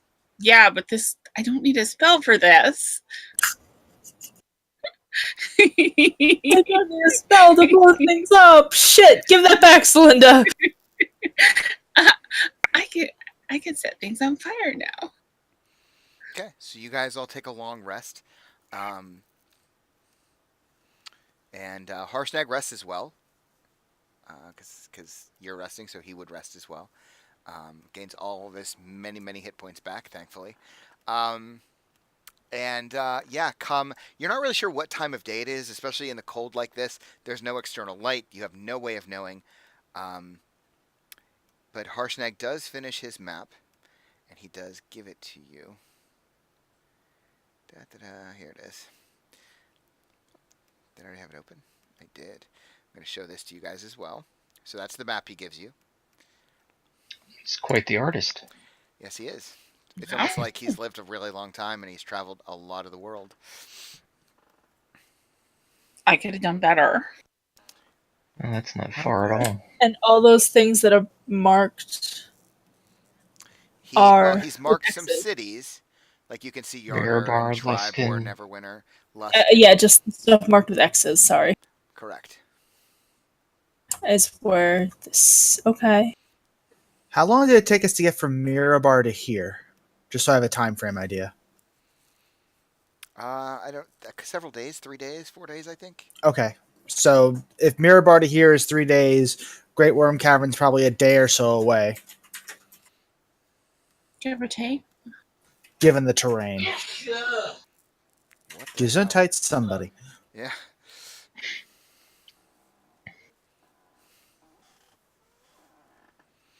All right, so you guys are all rested. Harshnag gives you his map. Thank you, Harshnag. Of course, you're going to save the Um, world. It's the least I can do. And he gives you like a very sly smile. Yes, we're gonna save the world. all right. Well, the cave is closest, so early birds and all that. Let's hit the road. Okay. So you guys are heading out. Yes. Okay. If So anybody's opposed to it. I'm gonna move maps here a second. So you guys start to head out. You see all the bodies that you left in the temple. You know, the tribal humans. It looks like Harshnag has sort of taken some time while you guys were sleeping to kind of push them together.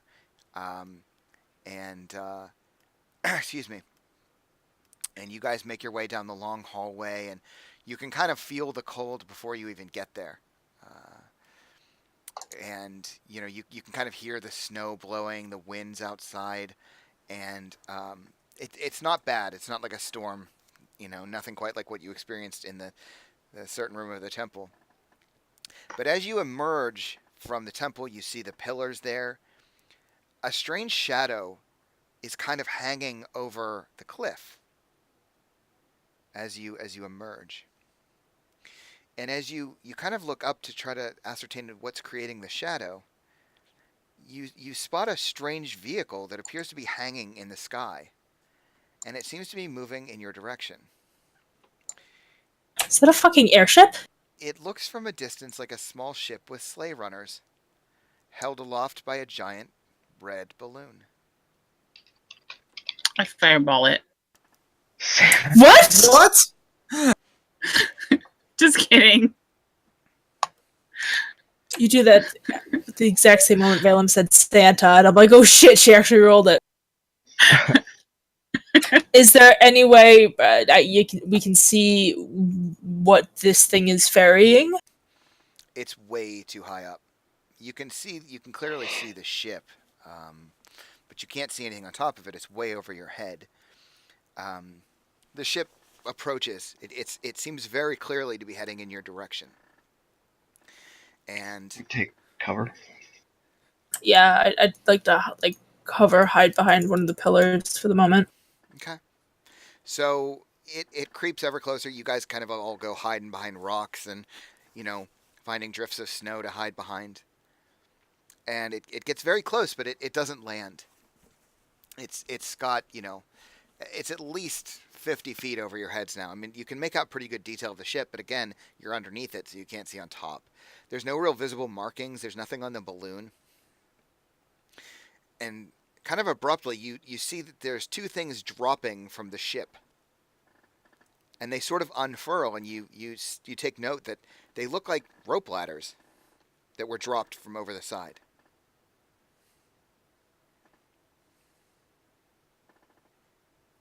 I'm a sailor, and I'm very confused by all of this. Nobody calls down. We can't see any heads peeking over the side. Nope.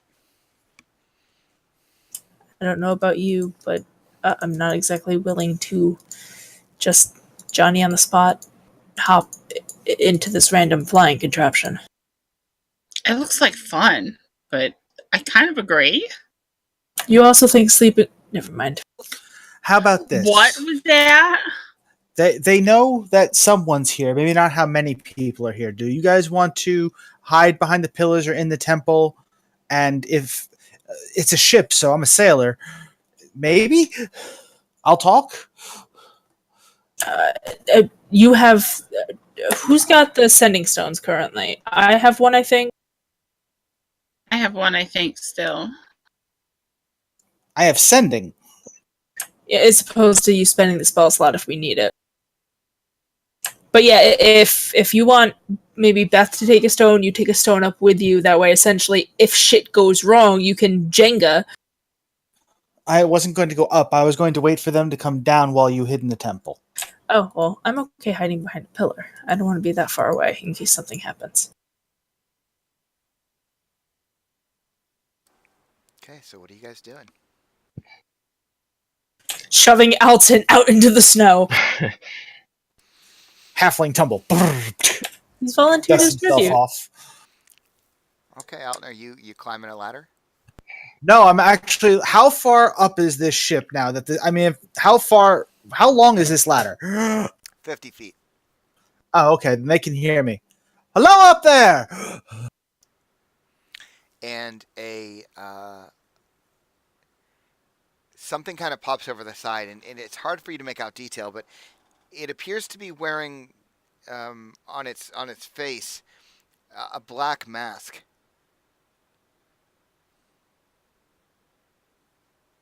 And it speaks, says, "Are you coming aboard?"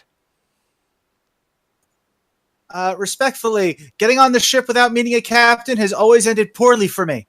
So, perhaps you would like to come down. Have a nice fire. And the ropes immediately start pulling all the way back up. They start to re-pull up the ropes. And there is a little, like, you can't hear it over the wind, but there's some shouting going on top. And the ship begins to descend toward the ground. Landing works as well. I'm going to get out from under this thing before it lands on me. Mm-hmm. It takes a couple minutes, and they kind of have to maneuver through the wind and the snow, but the ship, the sleighs kind of hit the snow. And a smaller ladder kind of pops off the side, and someone wearing all black leather armor, kind of blackish robes, and again a mask, descends down the ladder. And they kind of give a little bow. And the voice speaks, and it sounds clearly female. She says, "We come to you on behalf of Klauth, the great dragon of the north. Klauth offers you this vessel," and she bows, "and our services as a gift, so that you may cross his vast domain while avoiding the many perils of the land below. War against the giants is inevitable, but the great dragon commands you forge ahead and face your destiny. The ordering of the giants is broken, and they are not united. Slay their leaders, and you may yet prevail. If you succeed in quelling the giant threat, Klauth bids you come to his hidden vale, so that he can reward your bravery." And she just sort of bows and waits. All right, I'd like to make 2 checks. First check, history. What's a Klauth? I mean, Besides a dragon. it's It's a Klauth, dragon. You hear this? the great dragon of the north. That's all you know. Yep, that's all I got. And insight. How much of this is get on the boat and get murdered? Oh, crud. I mean, however you're reading it is how you're reading it.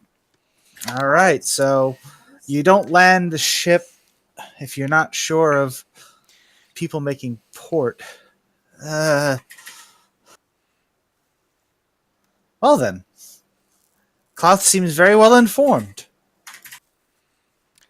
Well, yes, indeed, he is but the greatest dragon of the north. And she bows again.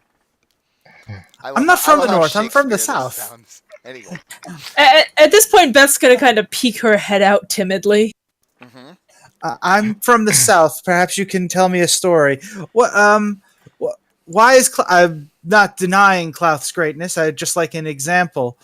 What has Klauth done? He has sent you this great ship. Works for me. I get on the boat. Do I know anything about Klaus? Roll me, I guess, a history check. Okay. I mean, I imagine Syl has a little bit of an interest in dragons, considering she's got a dragon in her heritage. What you 22. know about Klauth is that Klauth is a great dragon of the north. Never heard Don't of suppose him. we know I've color? heard about a lot of dragons. I mean, yeah, Klauth is, Klauth. I'm getting on the boat at this point. I'm going to go at least inspect the vessel. Respectfully, I've never been on a flying ship. This is a new thing for me. Most of mine deal with water. I'm Oh. fascinated by how it stays aloft. So are you a minion of this Clouth? Oh, yes, a servant. It is my... now I'm going sort of like in a different Interesting. direction. I am a great servant What of color is Clouth. he? Oh, Clouth is but the greatest red dragon in the world. I didn't hear. Red? Red. Red. Okay. Yeah, my internet apparently is being an asshole. Red dragon. I was hoping it'd be white. Whatever. I get it. Red balloon. And she, What is Clouth getting from this? Someone wouldn't gift us with something like this if they weren't getting something out of it. It's probably not very fast either. Faster than walking. I don't know. The Cloud Castle was the same as walking. I'm John. I'm not ignoring you. I'm trying to find a Okay. suitable answer for you. Hmm. Well, if they fuck us over, I'll just set the airship on fire. I can do that now. Yeah. Please don't You do go that with us, crashing Sonic. to the ground. Yeah. Not all of us can fly, remember. God, sometimes you're as bad. Never mind. I'm just joking. You know I wouldn't really do that. I kind of feel like this may change, John, but I think they don't really know. That information is not something they're necessarily privy to. This is more a situation where they're going to do whatever the dragon wants. Like, it's very clear to you, as characters, at least some of you, that these are dragon cultists. Like, they'll do whatever the dragon tells them to without question.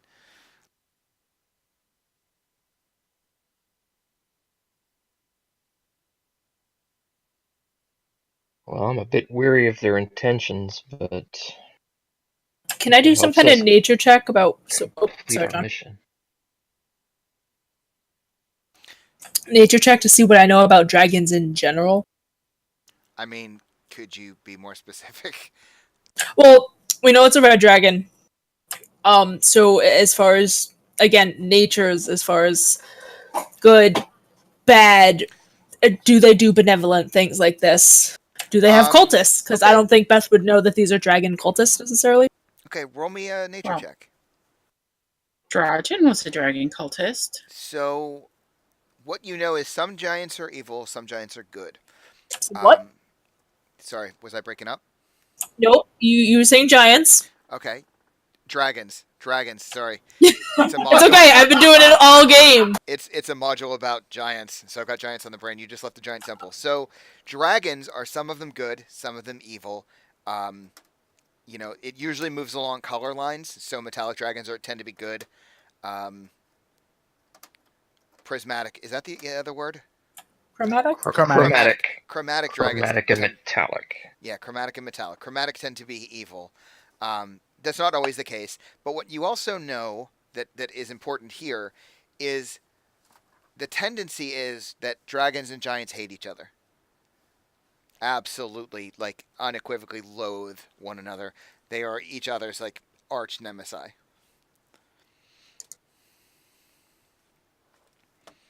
So, knowing that, I will very happily join Elton on the boat. Look, they want the giants fixed in one way or another just as much as we do. Not to mention, if we're on a time frame, maybe before we could get one relic. If we have more than one path open to us, all things considered, I think that's better. It might be worth the extra day or two of travel, especially if we can avoid things like traveling through the Lurkwood that we know is filled with hostile barbarians. We can fly over it. This is very true. Give me more.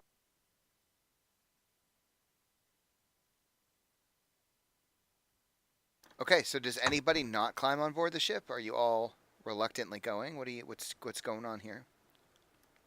Hesitant, but getting on board. Okay. I'm curiously poking around the ship because this is fascinating to me as a sailor. I mean, does it have sails? Oh, thank you. Yeah. I will Pretty I will picture. I will do for you an even better thing. I will describe to you in detail the ship. Um, so upper deck, um, I assume you can see the numbers marked. You can see the external view of it. It's got the sleighs that run underneath, and it's got a crow's nest that sits on top of the balloon. There is a furnace, 10-foot tall cylindrical bronze furnace, that appears to have a fire elemental that is magically trapped inside of it. I wonder if I could put a fire element. Wow. And yeah, there's a small grill on the front of it. It actually helps like warm up the top deck, so it's actually warmer up here than it is outside of the ship. It's lovely. There's Yeah, an that's iron great. wheel on the starboard side of the furnace. It closes a bronze valve at the top of the cylinder. I'm not going to go into detail about reading the furnace for you. You will also take incredible note of the fact that this thing has weapons.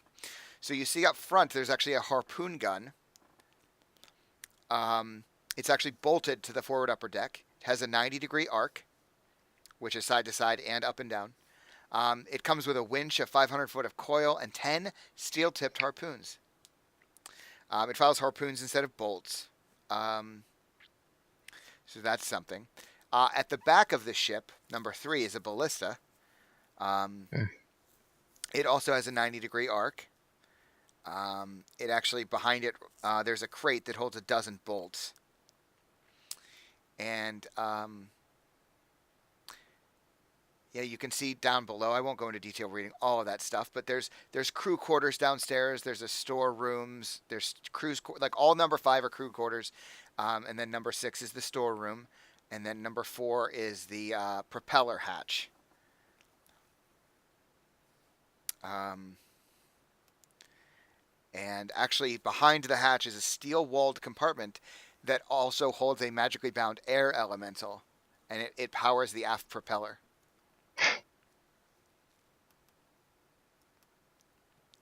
Alton is in awe.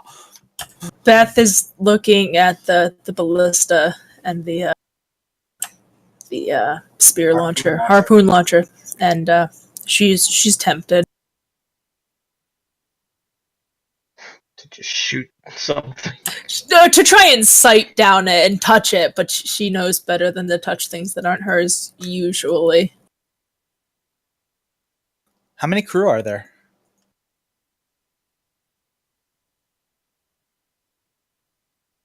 Sean muted? Yes, he was. 40. Son of a bitch. So yeah, what you see up there is that there are in fact 3 other cultists on the top deck. They are all just kind of waiting in a line,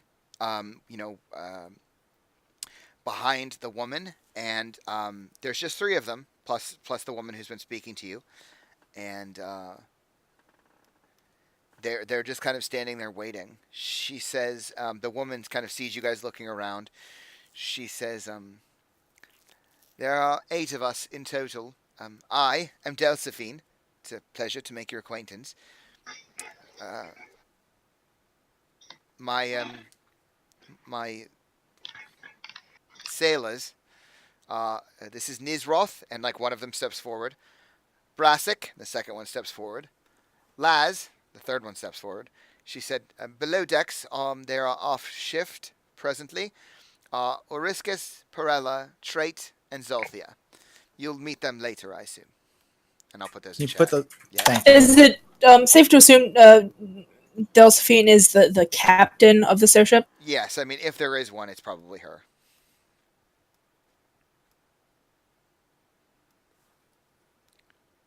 Sorry, did you hear me or was I muted again? Yep. Yes. Okay. Okay, so yeah, so you guys are all brought on board, and Delphine says to you, well, now that you're all aboard and I assume properly acquainted with the craft, is there anywhere would you like us to take you? We're headed to the Great Worm Cavern. Well, I don't know where that is, but we're more than happy to take you. And she sort of like waves her finger, and like all the other cultists begin running around, and one of them does something with a furnace, and you start to see it blowing hot air into the balloon above, more than it was before, obviously, to keep the thing inflated. She says, "We'll be off in just a moment. If you know, I'm more than happy to go downstairs to sleep if you should require it. Anything else I might do for you, please just find me." Well, we do have a map since you don't know where we're going. That might help. She says, "Yes, yes, of course you have a map. Excellent." And you hand it off to her. I'm guessing you don't give it to her. You just show her where you're going because you probably don't want to. Yeah. Like, here, this is a map for you. So the ship travels approximately at 8 miles per day, I think is the. So we're looking at. That's slow per day. I think that's slower than us. Hold Yeah, on. that'd be Walk slower than- faster than that. Let me double check. There's a lot of info. Give me a break.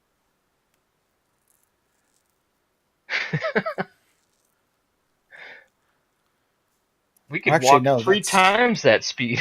No, we actually can't. The The good mountains part get- about an airship is that it The can go mountains 24/7 difficult as terrain well. don't affect us because of me.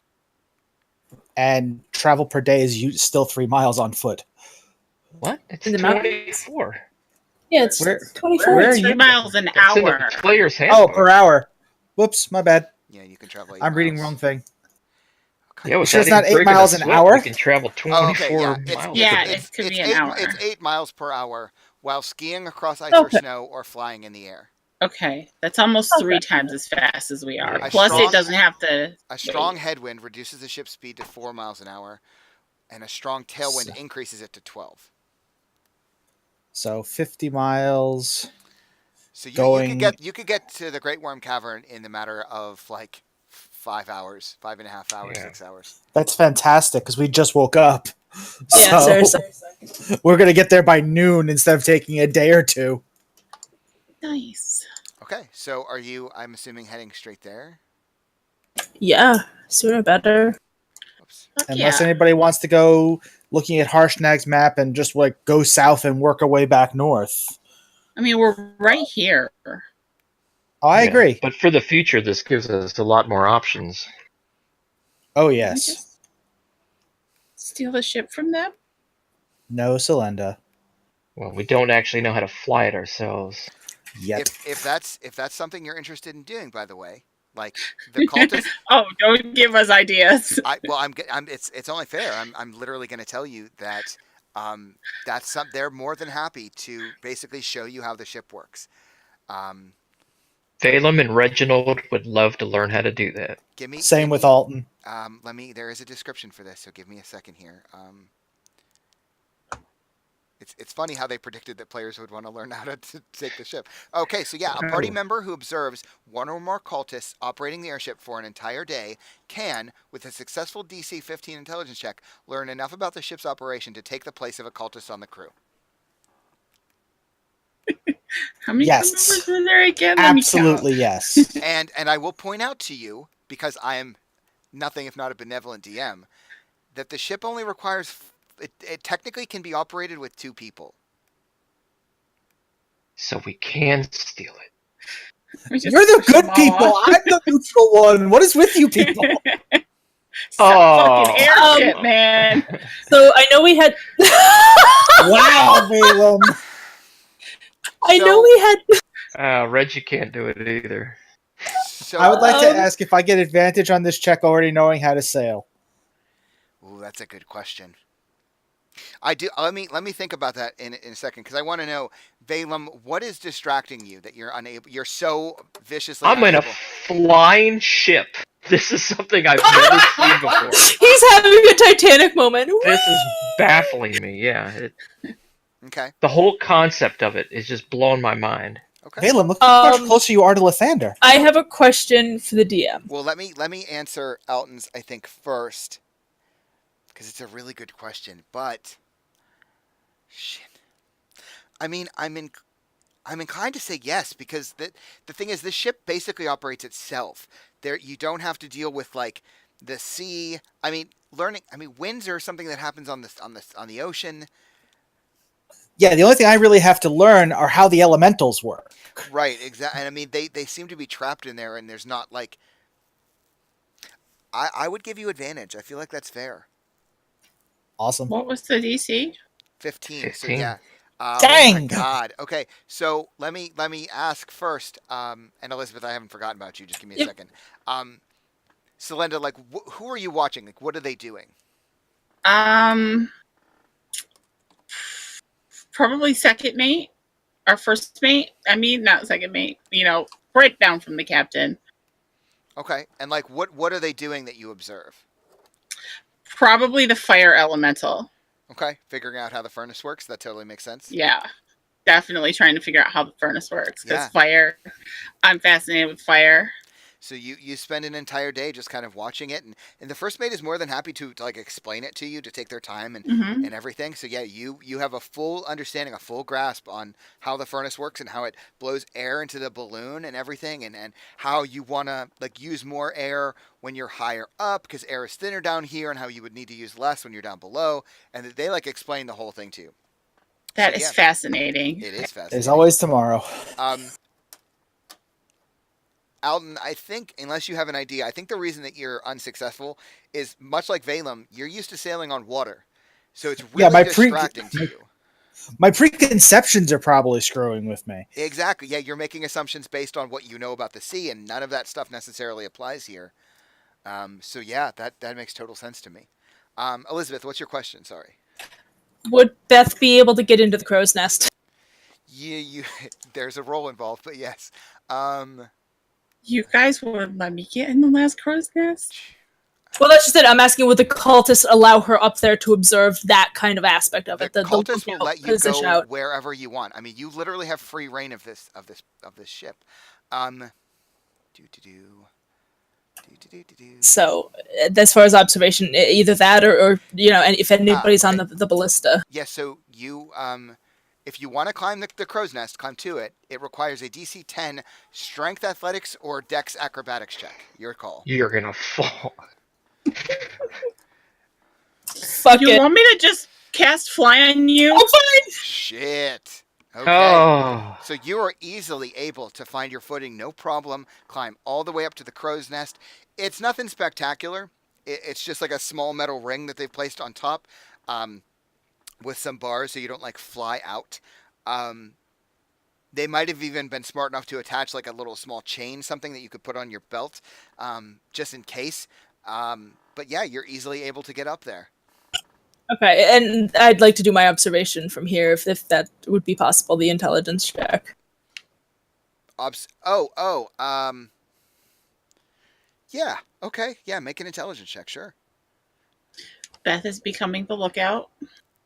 Nope. Nope. Okay, you're just too distracted. You've never had a. I mean, you've literally never had a view like this in your life. I've been in tree blinds before, but this kind of perspective is I fantastic. mean, you can literally see tiny, like just like you're looking basically at the Lurkwood as the ship moves along, and like having Excuse me. walked near the Lurkwood, I mean, you know, it's a huge forest, but from up here, I mean, it looks like a child's plaything. You're seeing the top of these beautiful old pines. You're seeing the mountains as far as the eye can see. I mean, it's an absolutely stunning view. But unfortunately, this is so distracting that you don't really take in the mechanics of the ship. Next time, one of us needs to play an intelligence-based character. Just saying. Well, no, we I have 12 tomorrow. Right now, intelligence. I have 15 intelligence. Thank you very much. the novelty of this is still too new. It is indeed. So you guys take your take this nice stroll on your airship and traveling up over the mountains, and some of you are like trying to pay attention to what the cultists are doing, but having very very little luck. And yeah, it like I said, it maybe takes you 5.5. We'll say like 6 hours just to round it out. Um, and yeah, Delphine kind of approaches one of you and says, I believe that we are arriving at your destination. Would you wish us to land on the ground, or would you rather take the ladders down? Is there a clear place even for them to land, as far as we can see, or maybe I can see for the crow's nest? I actually don't think that there's necessarily a safe place to land, but that doesn't mean she won't offer. I think ladders are probably a better idea. Can we see the cavern out of curiosity? So, because you're coming from higher up, you realize that if you were walking this, it would be extremely difficult to find. The crags of the mountains, it creates almost an illusion, right? All the rocks, the way the light falls. You can imagine yourself getting lost for hours trying to find this cavern. I mean, even with the map, it might be kind of difficult. Now I'm confused. Does that mean John's gonna go right back? Yeah, I think so. Okay. But yeah, so you are actually able to kind of make out the detail, especially Elizabeth, because you're so high up in that crow's nest. You can kind of see. It's almost like seeing the Great Wall from space. Like you can make out this sort of path that makes sense in the mountains. But if you were again on ground level, you feel like it would be invisible. It would be very. Can I mark that on the map then that was given to us just in case we ever have to return on foot? Or even just for the sake of, honestly, if Celinda, do I know Celinda's looking for knowledge of this kind of stuff? I don't know. All of a sudden. Knowledge of what?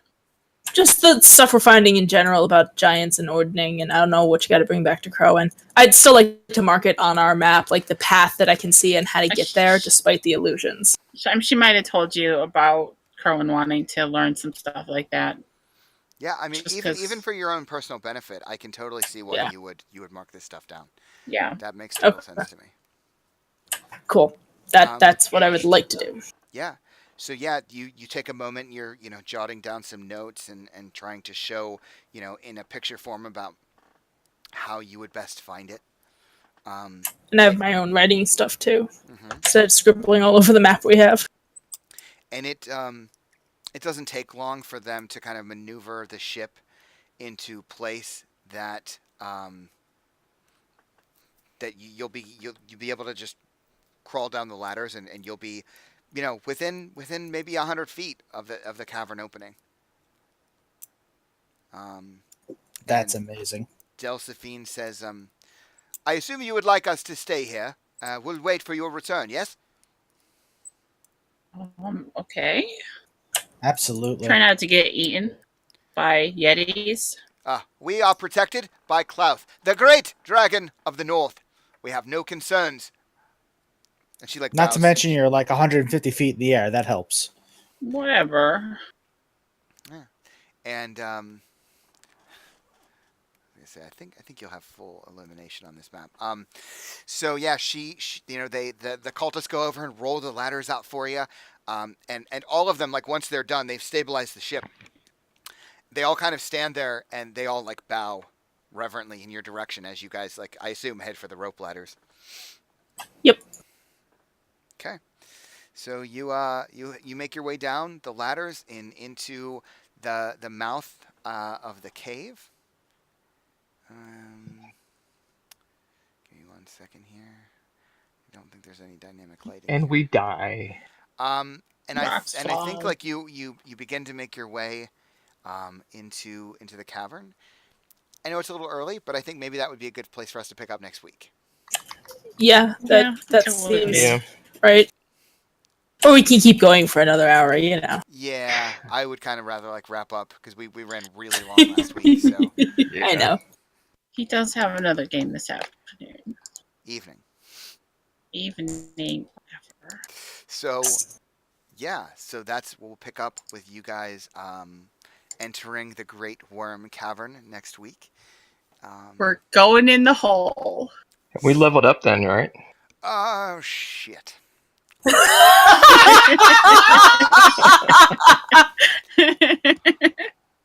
see. Even the tone of his voice was priceless. Let me see. I can't because it's. I think it's a little confusing. Let's see. By the end of the chapter, what level are you? Because you guys are 8th already. Yeah. I Because of don't. all the story stuff. I don't think you level yet. Soon. Let me just double check here. Okay. Yes. So yeah, not yet, but very soon. I promise. Okay. It's coming. It should. I mean, depending on how much time you waste next week, it's probably going to be next week. But yeah, we'll pick up next week at the entrance of the Great Warren Cavern. Yeah, cool. Awesome. Thank you guys. Hopefully that was a good game. I enjoyed myself fairly thoroughly, except for the Watching Remoras us fight. suffer. Yes, that was. I honestly didn't think it was going to take you that long to figure it out. I was greatly pleased. Like, I'll be through- honest, the only reason I started thinking about pressing weapons and stuff is because Celinda was doing it. I was like, all right.